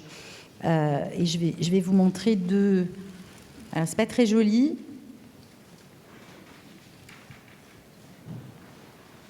Vas-y. C'est en pause. Ah, c'est pas grave. Ouais, voilà. Tu peux peut-être passer... Voilà, ça c'est la touche d'herbe de Durer, mais je vous la remontrerai après. Voilà. Et alors, c'est très moche, mais si tu peux passer aussi le suivant, regardez. toute façon, vous connaissez parfaitement ces images. Ça, ce sont les couvertures des livres pour enfants édités en poche. À 90%, ce sont des livres français. J'ai vérifié avec quelques livres italiens et également américains, parce que c'est ça que j'avais à la maison, donc je voulais voir un petit peu. Alors, qu'est-ce qu'on voit en termes de représentation de la nature et des animaux en particulier? Parce qu'en fait, la littérature pour enfants, ce qu'elle représente en matière de nature, ce sont des animaux, en général anthropomorphisés, très souvent des animaux exotiques ou disparus, avec quelques animaux familiers. Donc, en fait, il y a quoi? Il y a des éléphants, si tu remontes, il y en a plein. Alors, les éléphants, bon, ils sont arc-en-ciel en général, hein, mais donc il y a Pomelo, l'histoire du prout de l'éléphant, Babar, évidemment. Voilà, l'éléphant, beaucoup. Il y a beaucoup de loups, mais le loup, il fait la soupe, hein, quand même, comme à la maison. Il y a pas mal de lapins, il y a beaucoup de souris, il y a quelques renards, et de façon très exceptionnelle, il y a 1 ou 2 vers de terre, et puis évidemment, il y a des ours. Voilà, c'est très important, les ours, et quelques chiens. Donc concrètement, il n'y a pratiquement que des mammifères, une bonne partie de mammifères exotiques, en général anthropomorphisés, pratiquement toujours anthropomorphisés, et dans des environnements naturels, eux aussi anthropomorphisés, même s'ils ont l'apparence de la nature et de leur écosystème. Et les interactions qu'ils ont entre eux sont elles aussi anthropomorphisées. Ils mangent comme des humains, ils dorment comme des humains, et surtout ils ont les mêmes émotions et les mêmes valeurs. Et donc c'est avec ça que nos enfants y construisent. Donc ça, c'est le premier élément. Il y a des exceptions. Alors j'ai voulu regarder quelles étaient un petit peu les exceptions que je trouvais, dans la bibliothèque de ma fille, hein, j'avoue, parce que j'ai pas eu beaucoup de temps. Et alors les exceptions, elles sont assez rigolotes parce que, en tout cas, les exceptions, ce sont des livres qui vont aborder un peu le problème. Et ce qui est intéressant, c'est quand ils abordent le problème, en fait, en général, ils touchent soit à d'autres sujets sociétaux, qu'on appellerait aujourd'hui d'éveil ou woke pour ceux qui ne sont pas contents, mais voilà, donc c'est assez intéressant. Donc ça devient Tango à 2 papas, par exemple. Alors ce qui est intéressant dans Tango à 2 papas, c'est que c'est les animaux qui se mettent à nous parler à nous, mais on parle bien des manchots qui peuvent élever un enfant en étant du même genre, etc. Donc ça, c'est assez intéressant. C'est comment on repasse par le règne animal pour essayer d'évoquer, nos interactions, nos interactions de population, nos interactions de commensaux et de population. Ça, c'est un premier élément. Le deuxième élément, c'est l'humour et le bizarre. Donc, c'est Pourquoi faut pas habiller le hérisson et les proutes de mammouth. Ça, il y a beaucoup d'histoires de proutes. Et le livre que vous connaissez tous, qui est celui qui parle le plus de biodiversité. Encore une fois, j'ai pris que les classiques, hein, de la littérature de fiction chez les enfants. C'est La petite taupe qui voulait savoir qui lui avait fait caca sur la tête. Et c'est la seule qui parle vraiment de ce que mangent les mouches, voilà, et de la réalité d'interaction avec les animaux. Il y a une petite exception qui est Le Petit Prince. C'est assez intéressant, c'est que le moment où on commence à s'interroger vraiment sur des animaux réels ou supposés dans un univers, c'est quand même l'homme commence à être en difficulté, échoué dans le désert. Donc c'est les quelques exceptions, mais il y en a très peu. Donc ça, ils font avec ça, les enfants.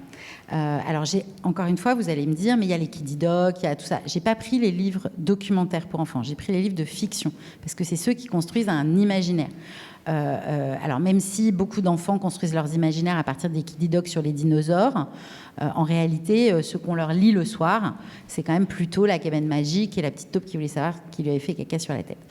Un premier exercice qui nous invite à nous interroger aussi sur les livres qu'on achète à nos enfants. C'est important aussi de leur transmettre cette culture qui est la nôtre, qui est une culture commune, mais on peut aussi essayer de la déconstruire au moment où on raconte les histoires. Peut-être si tu passes.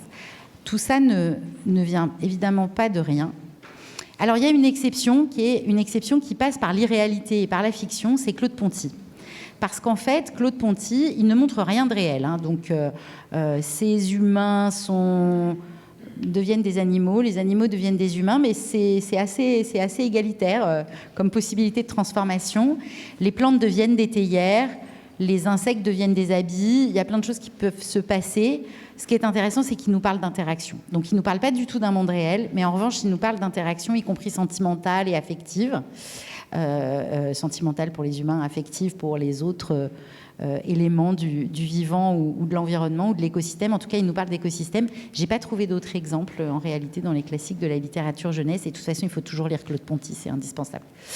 Voilà, vous lirez l'Arachnobol, tout ça, c'est vraiment formidable, les aventures de Lily Prune en particulier. L'autre chose que j'ai voulu regarder, c'est comment les enfants apprennent à dessiner. Alors, je vous ai mis une seule image qui est assez parlante. Comment les enfants apprennent à dessiner ? Déjà, ils apprennent à dessiner sans dépasser. Ça, c'est très, très important. C'est-à-dire que, concrètement, les enfants, ils vont mener un certain nombre d'expérimentations, le collage de la gommette, le coloriage, qui visent à atteindre un idéal archétypal. C'est comme ça qu'on apprend aux enfants à dessiner. Donc, on leur apprend bien par essai-erreur, par expérimentation, mais on leur apprend avec une idée déjà connue du résultat. Ça, c'est très important. Il faut qu'ils apprennent à bien dessiner. Et on leur apprend avec des modèles qui ne sont pas des modèles dans le réel. On leur apprend avec des archétypes. Notamment, là, je vous ai mis les tampons. Alors ça, c'est une série de tampons qui est utilisée dans les écoles primaires et maternelles. Alors, c'est assez simple. Il y a les animaux de la forêt, les animaux de la ferme. Et c'est assez intéressant puisque les seuls tampons que vous voyez en interaction ou en action, en tout cas, c'est les humains. Les autres, ils font rien. Ils sont là, ils n'ont pas de sol, ils n'ont pas de ciel, ils ont... Voilà. Donc ça, c'est assez intéressant. Et le tampon aussi, il va falloir choisir la bonne couleur du tampon. Il ne s'agit pas que l'écureuil soit vert, hein. Il doit bien être orange et chaque couleur correspond à ce qui est possible. Idem sur la question de la gommette, la chenille, il faut qu'elle soit bien dans le même ordre des couleurs. Ce que je veux dire, c'est qu'on apprend aux enfants à dessiner en classe, à l'intérieur, et non pas dans la nature, et non pas d'après modèle. On leur apprend à dessiner d'après archétype. Donc, de fait, c'est pas étonnant qu'ils fassent des arbres chou-fleurs, parce que concrètement, les tampons, ils présentent des arbres chou-fleurs. La troisième chose, c'est que donc on leur demande de travailler avec exactitude et de façon archétypale. Et ensuite, on leur présente la réussite comme étant la capacité à dissocier les éléments et à travailler sur chaque élément séparément. Tu apprends à dessiner la fleur, tu apprends à dessiner le chien, tu apprends à dessiner l'insecte. Tu n'apprends pas à dessiner d'abord le boa qui bouffe le mulot. Voilà, c'est comme ça. C'est comme ça qu'on apprend à dessiner. Et c'est une des questions d'ailleurs que les parcours d'éducation artistique et culturelle maintenant se posent de plus en plus sur comment faire en sorte de sortir les enfants de l'école à tout point de vue, de les mettre en contact avec l'art, mais aussi avec la nature. Mais en tout cas, je vous invite à réfléchir à cette petite chose. Je ne sais pas si on a le temps de faire un détour par l'histoire de l'art, mais on va juste passer les slides. Et après, on va parler des artistes contemporains. Alors, d'où ça vient ? Tu peux passer, c'est pas... Voilà. On a une représentation qui, du Moyen-Âge à la Renaissance, passe d'une représentation qui est soit une représentation du réel, c'est-à-dire des espèces animales, etc., soit une représentation fantastique. Ça, c'est à peu près la façon dont on représente la nature dans le Moyen-Âge de l'Europe de l'Ouest. Je n'étends pas plus que ça, parce qu'on en parlait tout à l'heure. Au Moyen-Âge, dans ce que je montre là, il n'y a pas encore la Russie. Après, ça s'étend. Reviens peut-être en arrière. À la Renaissance, il y a quelque chose qui change, c'est qu'on passe à une représentation allégorique, non plus fantastique, mais allégorique. Et donc, en particulier, on va avoir un travail sur le symbole. Là, je vous ai mis une représentation, une tapisserie que vous connaissez tous, c'est la Dame à la licorne. Et celle-ci, c'est le goût. Je vous invite à aller voir cette tapisserie qui est au musée de Cluny. Ça va vous prendre du temps pour comprendre pourquoi c'est tel arbre qui représente le goût, mais en fait, tout a un sens. On est bien dans une logique allégorique. Ici, tu continues. Et puis, ce qui se passe à la Renaissance, c'est le fait que, pour plein de raisons, notamment l'invention de la perspective, la nature devient un paysage, et c'est-à-dire un décor. Et un décor qui permet de mettre en valeur, de mettre en scène, comme un décor de théâtre, et avec le même dispositif, les humains et les activités des humains. Donc en général, des hommes habillés et des femmes nues, ça c'est déjà à ce moment-là que ça commence, mais de toute façon dans le décor qui devient donc la notion de paysage. Et puis, au 19e, on a un nouveau phénomène qui arrive, c'est ce qu'on appelle, pour faire simple, hyper simple. Franchement, c'est l'histoire de l'art en 2 minutes, mais le romantisme. Et ce que fait arriver le romantisme comme notion par rapport à la nature ou à l'espace naturel, c'est la notion de sublime. Et ça, c'est nouveau. Alors évidemment, le meilleur exemple, c'est Caspar Friedrich, qui représente en général des tempêtes, des ciels très très hauts, une ligne d'horizon très très basse. C'est le sublime. Et puis ensuite arrive l'impressionnisme. Et là où c'est intéressant, l'impressionnisme, c'est que c'est un énorme paradoxe. L'impressionnisme, c'est une proposition qui arrive au moment de la révolution industrielle. Et d'ailleurs, une bonne partie des peintures impressionnistes vont introduire dans leurs objets des éléments industriels. Vous avez ici un port, donc je vous ai mis évidemment Claude Monet, Impression Soleil Levant, qui est le tableau dont le titre va donner le nom à ce courant artistique. Mais en fait, c'est aussi une peinture qui peut exister grâce à une innovation technologique majeure. Cette innovation technologique, ça s'appelle le tube en zinc. C'est le petit tube de peinture qui va permettre aux artistes de sortir dehors et donc de peindre dans la nature et non plus dans l'atelier. Qu'est-ce que ça change? Vous allez me dire, ah bah ça va être plus exact. Non, c'est pas le sujet. C'est-à-dire qu'à partir du moment où ils sortent dehors, ils sortent, d'abord, ils travaillent sur des plus petits formats en général, et puis surtout, ils vont voir la façon dont la nature, elle bouge tout le temps, en permanence. Ce qui va leur donner le droit, ou ils vont s'octroyer le droit, de dire, en fait, ce qui est intéressant, c'est pas de représenter la nature de manière exacte, c'est-à-dire en reproduisant les croquis qui ont été les miens que j'ai rapportés dans l'atelier, mais c'est de représenter ce qu'elle me fait. Et selon les heures du jour et de la nuit, elle peut me faire des choses différentes. Donc c'est assez intéressant puisque ça vient d'une innovation technologique. Je vous ai mis rapidement, comme contre-exemple, ce qu'on a appelé le land art, c'est-à-dire le moment où, à la fin des années 60, au début des années 70, un certain nombre d'artistes vont eux aussi sortir dehors, mais non pas pour représenter la nature, mais pour utiliser la nature, et le terme utilisé, je l'utilise volontairement, pour proposer des formes artistiques visuelles. En général, pas forcément au bénéfice de la nature. C'est évidemment le cas de Spiral Jetty et de Robert Smithson, qui est la grande œuvre de street art, qui a créé une belle pollution dans le lac Salé. Donc voilà, c'est les artistes qui s'intéressent à la nature ne la protègent pas forcément. Ce que je trouve intéressant, peut-être pour terminer, c'est vous montrer quelques œuvres d'artistes contemporains qui s'intéressent à cette question d'écosystème et de nature. Alors, j'ai mis à faire avec les enfants parce qu'il se trouve que toutes ces œuvres, d'une façon ou d'une autre, tous ces artistes ont eu des discours qui s'adressaient aux enfants, qui s'adressaient aux familles et qui disaient, voilà, il faut montrer ça aux enfants, il faut parler de ça avec les enfants. Et c'est pas anodin. Alors, je vous ai montré deux artistes qui travaillent sur la notion de la démonstration, c'est-à-dire de faire venir la nature en ville, et y compris la nature en crise en ville. Donc ça, c'est l'œuvre d'Agnès Dénès à Manhattan. Alors, je ne vais pas vous raconter toute l'histoire de cette œuvre, mais c'est l'œuvre iconique de l'art écologique. Et puis, à droite, l'œuvre de Lafleur Eliasson pendant la COP 21, qui sont des vrais morceaux de la banquise, et dont l'artiste s'attendait à ce que son œuvre fasse scandale, puisqu'il avait ramené des vrais morceaux de la banquise quand même, et en fait, ça ne s'est pas produit. C'est-à-dire que la plupart des gens se sont intéressés au discours en disant « bah oui, la banquise, elles font quand même ». Et ce qui est très intéressant, c'est que quand je posais la question à mes étudiants en 2015, ils ne voyaient pas forcément le problème. Alors qu'aujourd'hui, c'est la première chose qu'ils disent, comme quoi il s'est passé quelque chose, en tout cas dans mon secteur, qui est la façon dont on traite des enjeux écologiques dans l'art, c'est que maintenant, les étudiants, ils ne dissocient plus totalement le message de la façon qu'on a de produire l'œuvre. Donc, je pense qu'on a progressé. Ce qui est intéressant dans les artistes écologiques vraiment des années 80, et notamment Patricia Johansson, que je vous montre là, qui elle aussi s'adresse beaucoup aux enfants, c'est que très souvent, c'est un art résolutoire. Et c'est un art résolutoire par le respect de la biodiversité. C'est le cas aussi d'artistes comme Hans Hacke, qui va essayer de nettoyer une partie de l'eau du Rhin en faisant revenir des crevettes. C'est le cas de... Voilà. Et c'est le cas de Patricia Johansson. Cette œuvre, c'est Leonard Lagoon, c'est à Dallas. C'était une zone industrielle ultra polluée. Et en fait, plusieurs musées vont être construits autour de ce lac qui au départ est un cloaque, quand même en très très mauvais état, très très pollué. Et grâce à la réintroduction de toute une série d'espèces, notamment des diatomées, son œuvre, c'est la restauration d'un écosystème viable, en tout cas la restauration ou la création en partie d'ailleurs d'un écosystème viable, en assumant et en disant mais en fait mon œuvre pendant longtemps elle va pas être belle et puis de toute façon l'hiver elle sera pas belle mais il faudra venir la voir tout le temps.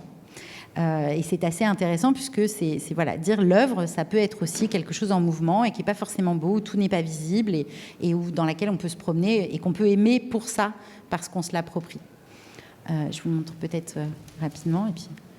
Ça, c'est une œuvre très connue, et lui aussi s'est beaucoup adressé aux enfants. C'est Thomas Saraceno. Donc ça, ce sont des araignées.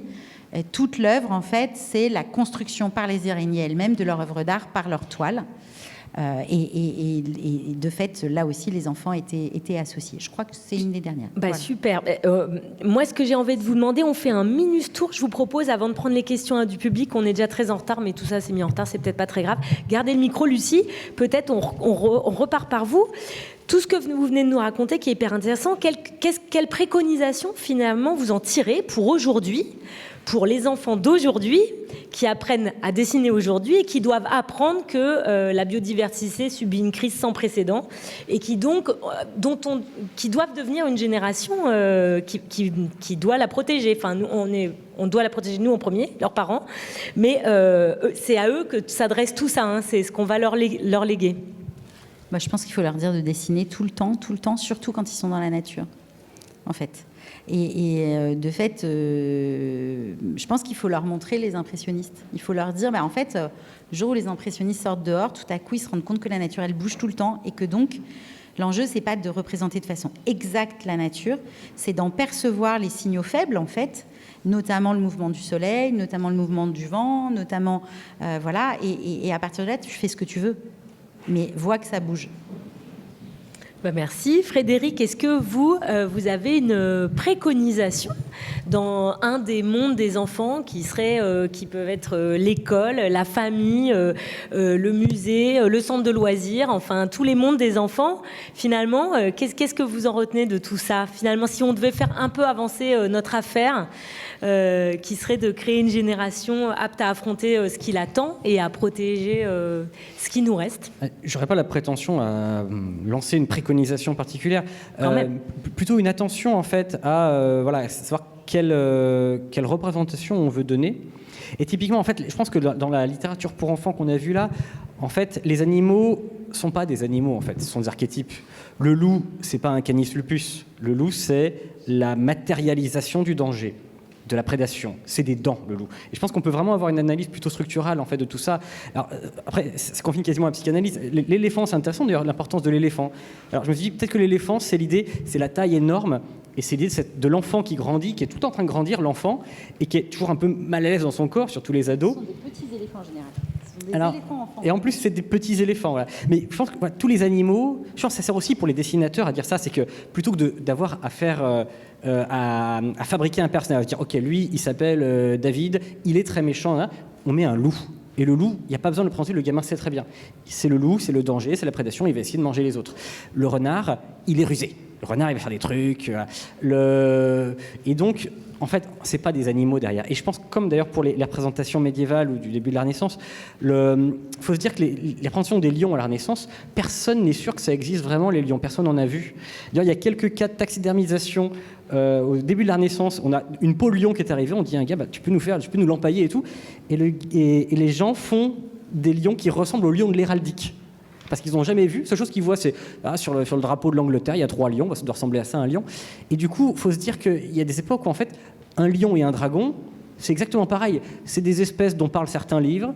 Certaines personnes doutent de leur existence, pour les deux, comme pour l'éléphant, donc qui sont complètement merveilleuses. Et alors, mais pour aujourd'hui, qu'est-ce que vous suggérez, Frédéric? Vous suggérez que les beaux-arts se réforment, que les endroits où on forme les illustrateurs de jeunesse, je ne sais pas moi, fassent un cours d'entomologie Alors, peut-être effectivement de l'interdisciplinarité, parce que c'est ce que je fais beaucoup, et donner plus d'ouverture en fait à la diversité du vivant, aux gens qui font les œuvres pour la jeunesse, aux gens qui font les jeux vidéo. C'est toujours très intéressant quand on est biologiste de voir pourquoi la dictature des tétrapodes.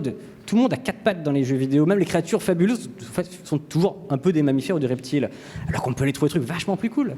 Donc peut-être développer l'imaginaire en sortant, effectivement, en sortant des catégories des animaux de la ferme, qui sont celles encore aujourd'hui, qui sont celles des enfants comme des adultes, mais dont on est finalement plus... Alors que la légitimité de ça est patrimoniale peut-être, mais elle est faible dans notre quotidien, et développer une nouvelle culture naturaliste. Philippe? Alors, moi, j'aurais envie, effectivement, de faire la transition en disant, oui, effectivement, moi, je pense qu'il faut absolument sortir de ces représentations archétypales. On le voit justement avec le renard. Voilà, si le renard, c'est une espèce susceptible d'occasionner des dégâts, hein, dont la chasse est autorisée en toute saison dans 80 sur 90 départements en France. Voilà. Alors que si vous lisez l'avis de l'ANSES, en fait, qui est basé sur la littérature scientifique, vous apprenez que le renard, il rend plein de services aux humains et bon, on voit très bien qu'il tue des poules parce qu'on élève des poules, mais on voit pas tout ce qu'il fait par ailleurs qui est fantastique et qui nous aide beaucoup.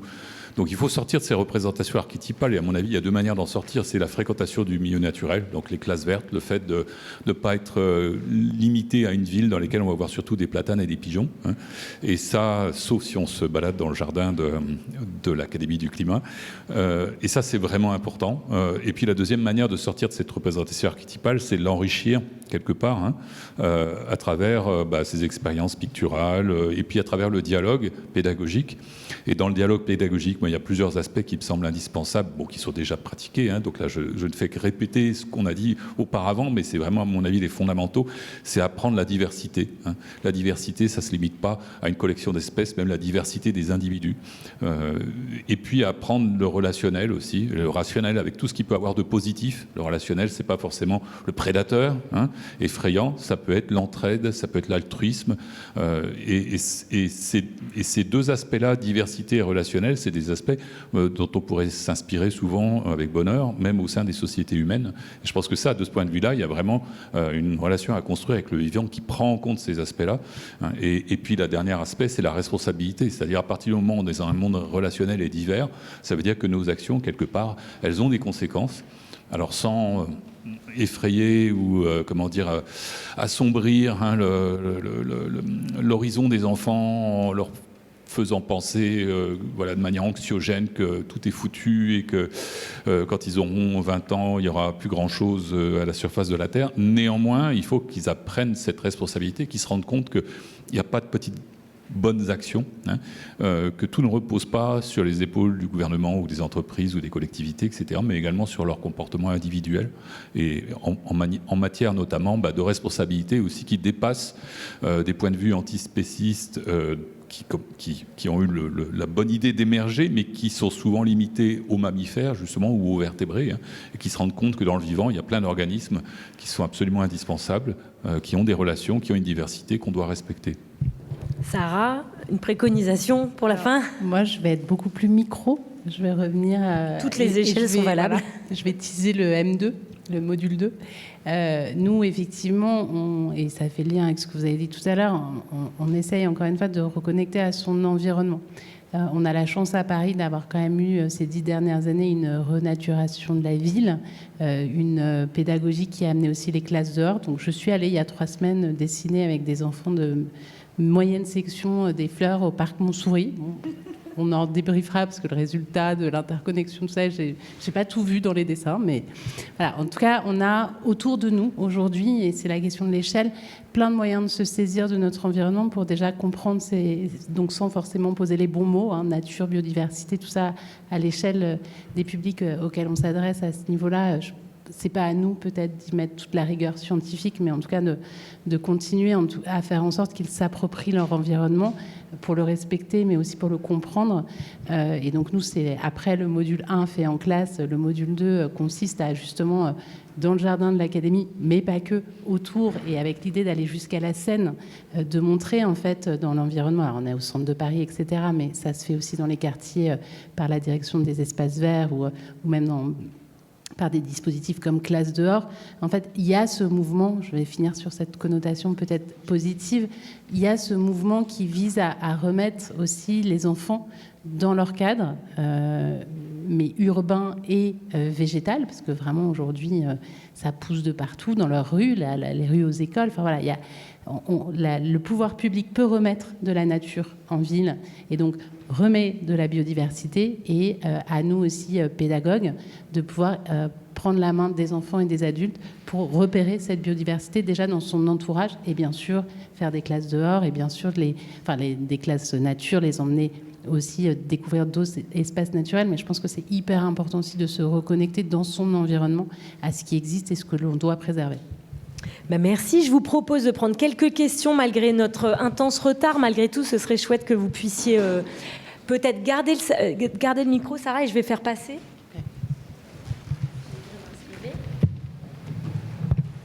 Merci.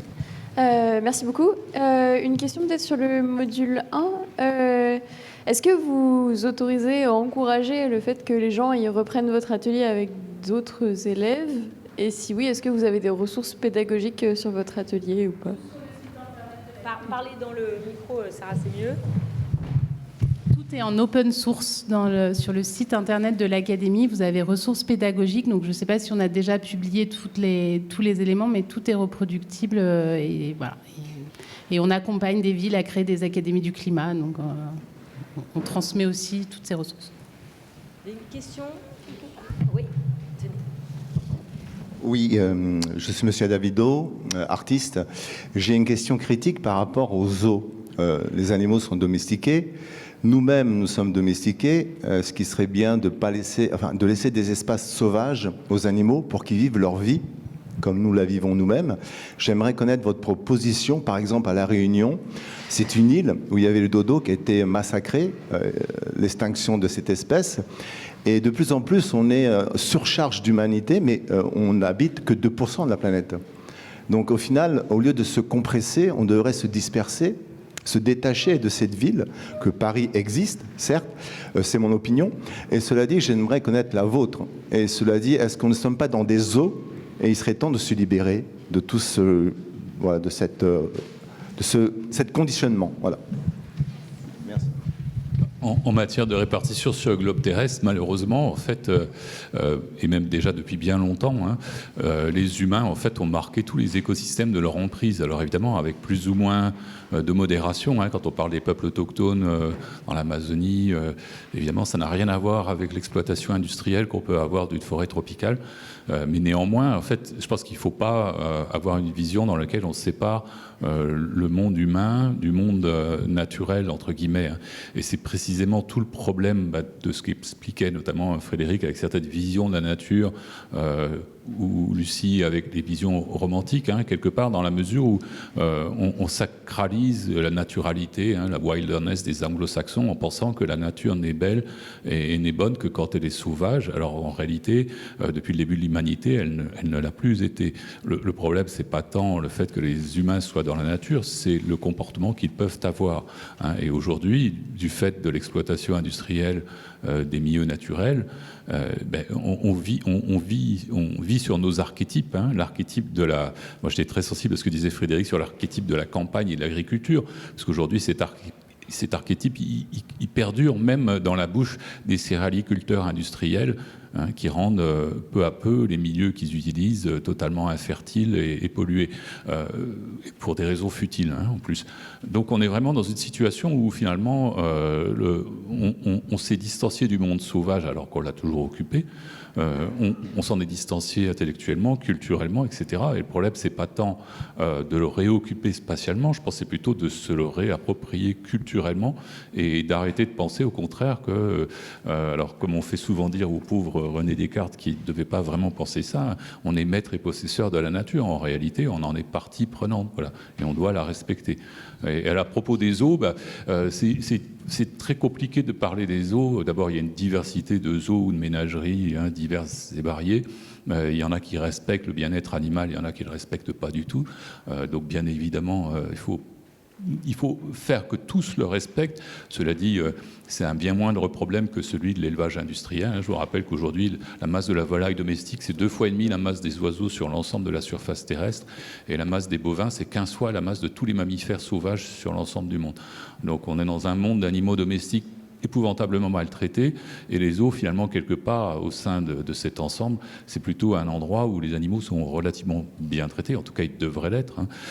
Et puis, par ailleurs, c'est peut-être aussi une occasion d'acquérir une familiarité avec des espèces, et d'apprendre, quelque part, à les respecter, même si ça peut donner lieu, quelquefois, aussi à des représentations archétypales. Donc, on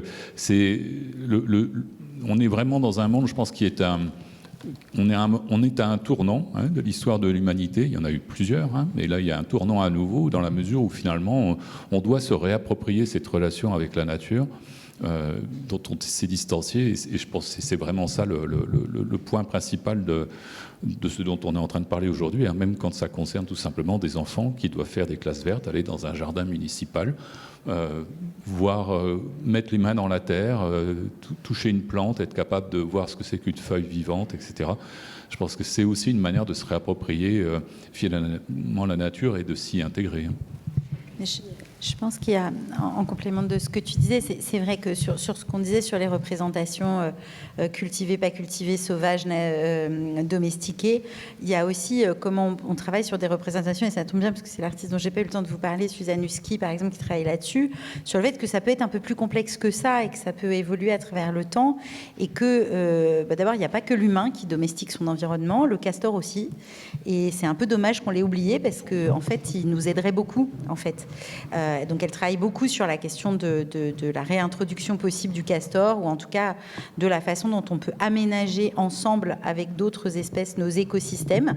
Alors est-ce qu'il cesse pour autant d'être sauvage? J'en sais rien, mais en tout cas c'est aussi comment on réintroduit un tout petit peu de subtilité, de complexité, et aussi de penser un peu différemment les notions d'espace et de temps. Parce qu'en fait, ce que montrent aussi tous les dessins de ces enfants, c'est qu'ils sont totalement figés dans l'espace et le temps, et ils ont tous la même échelle. C'est-à-dire l'échelle à peu près d'un arbre et d'un jardin autour ou d'un champ, et de façon totalement immobile. Or, la nature, c'est ni mobile, et ni à une échelle unique. Et donc, c'est aussi la fameuse tuffe d'air de Dürer, c'est comment on essaye de réapprendre aussi aux humains que nous sommes à regarder d'un peu plus près ou d'un peu plus loin, à changer d'échelle et à introduire un peu de complexité.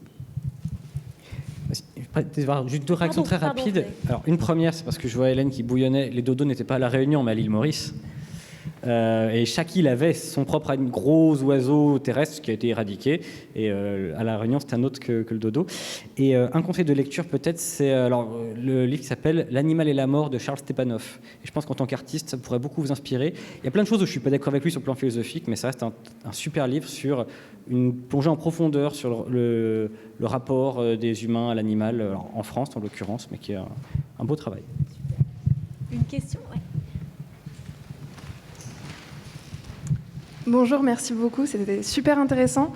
Je suis Justine Goyon de l'association Les Passeurs de Curiosité, et nous on fait découvrir la biodiversité aux enfants aussi dans les classes, et c'est rigolo parce qu'on fait aussi dessiner les enfants en début d'atelier.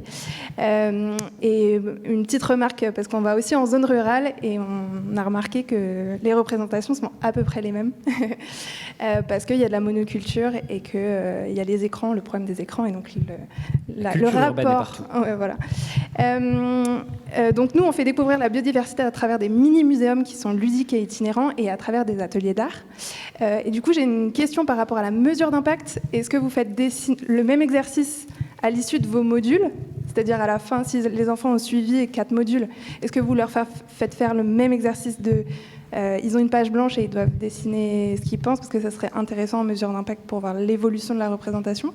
Et la deuxième question que j'avais, c'était est-ce que dans les 400 dessins d'enfants, il y avait des classes qui participaient à des écoles du dehors et d'autres non? Et est-ce que vous avez vu une différence entre la représentation des classes qui vont dehors et les classes qui ne vont pas dehors? Alors, attendez, est-ce que je peux vous demander juste de répéter la première question, juste rapidement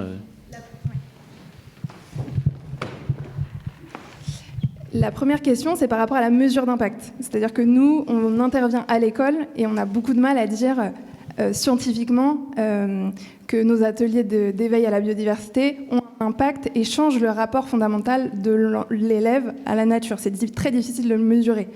Et je trouve que l'outil du dessin, de avant-après notre atelier, peut être un super moyen de dire regardez comment les enfants dessinent la nature avant notre atelier ou notre cycle d'atelier, encore plus puissant, et regardez les dessins qu'ils font après, parce qu'en un coup d'œil, on peut avoir le avant-après de comment ils représentent la nature après qu'on soit passé par là. Donc je voulais savoir si vous le faisiez déjà, et si pas, pourquoi.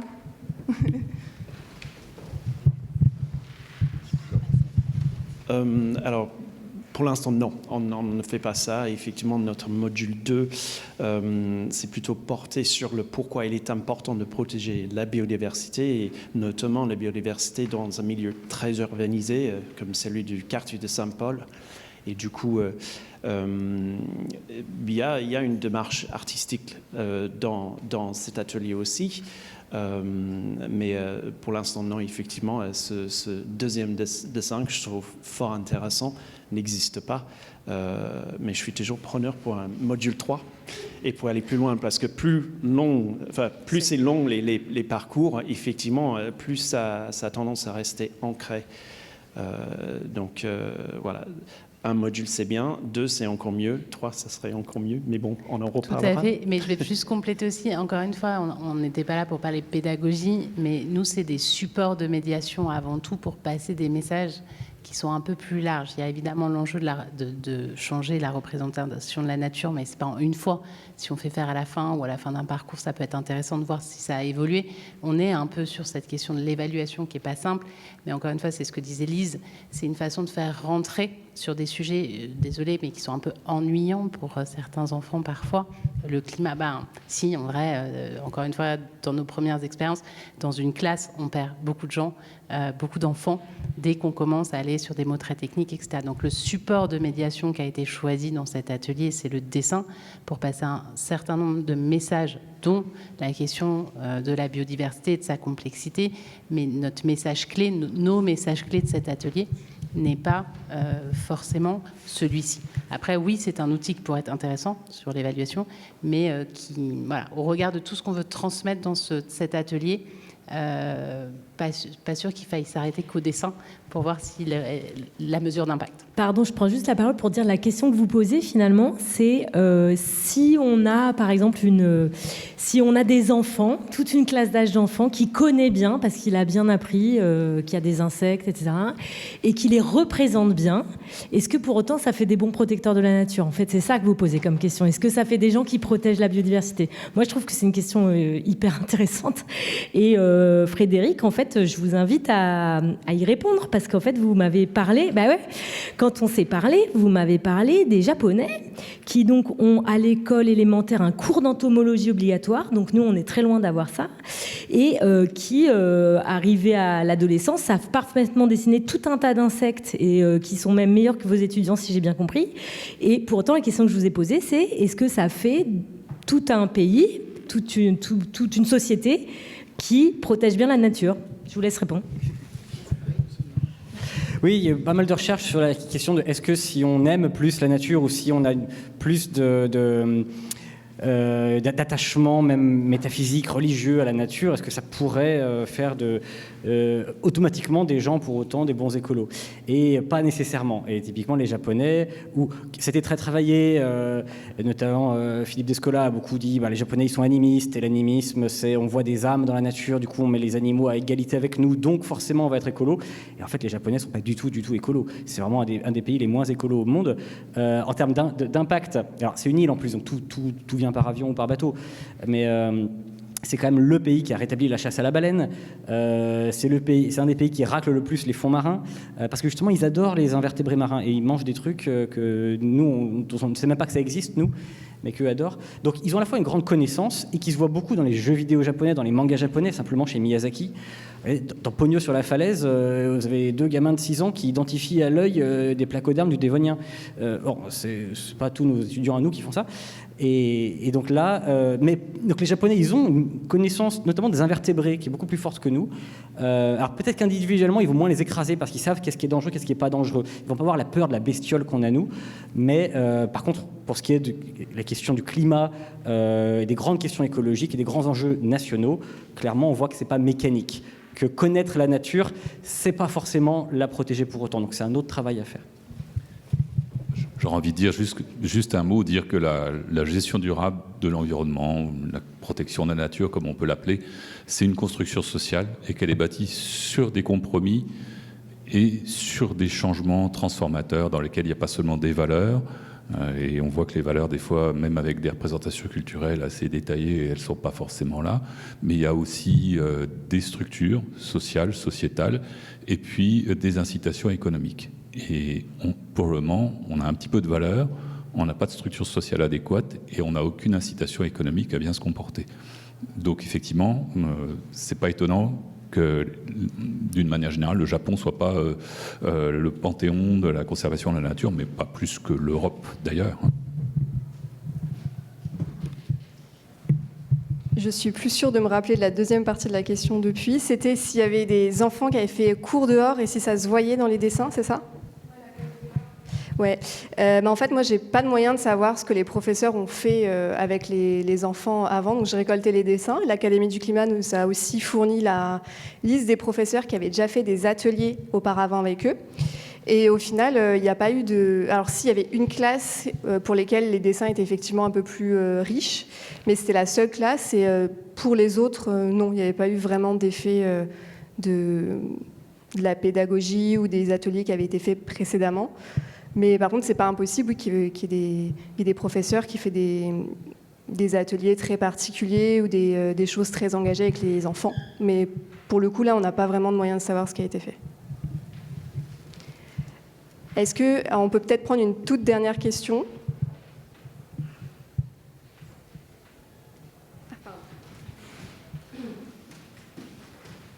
Alors, c'était pas une question, mais c'était plutôt pour répondre à une question de clôture à la fin. Ce qui nous semble aussi pertinent, nous, c'est ce qu'on accorde très peu aux adultes comme aux enfants, c'est finalement du temps d'autonomie dans des espaces naturels bien modifiés, mais déjà ce temps d'autonomie, c'est quelque chose qu'on n'a pas l'occasion d'avoir et de pouvoir expérimenter. C'est bien d'être introduit auprès d'une nouvelle espèce, et d'avoir plein de volonté sur nos élèves, sur nos enfants, sur les enfants qu'on encadre, mais c'est aussi bien de les libérer de nos volontés et de leur permettre d'expérimenter ça tout seul et de revenir avec leurs conclusions, leur expérience. Et finalement, c'est un peu ce que vous disiez, Philippe, sur le fait que finalement, voilà, l'éducation, la transition, tous ces mots-là, le développement durable, c'est tout à fait contraint, c'est tout à fait cadré, et c'est pas libre de modifier réellement, de transformer réellement la société et voilà, qu'elle se réapproprie différemment les enjeux. Voilà. Il y a d'autres questions ? Je crois que c'est la fin. Merci à tous. Merci beaucoup d'être restés jusqu'à fort tard, bien après l'heure prévue. Merci à tout le monde.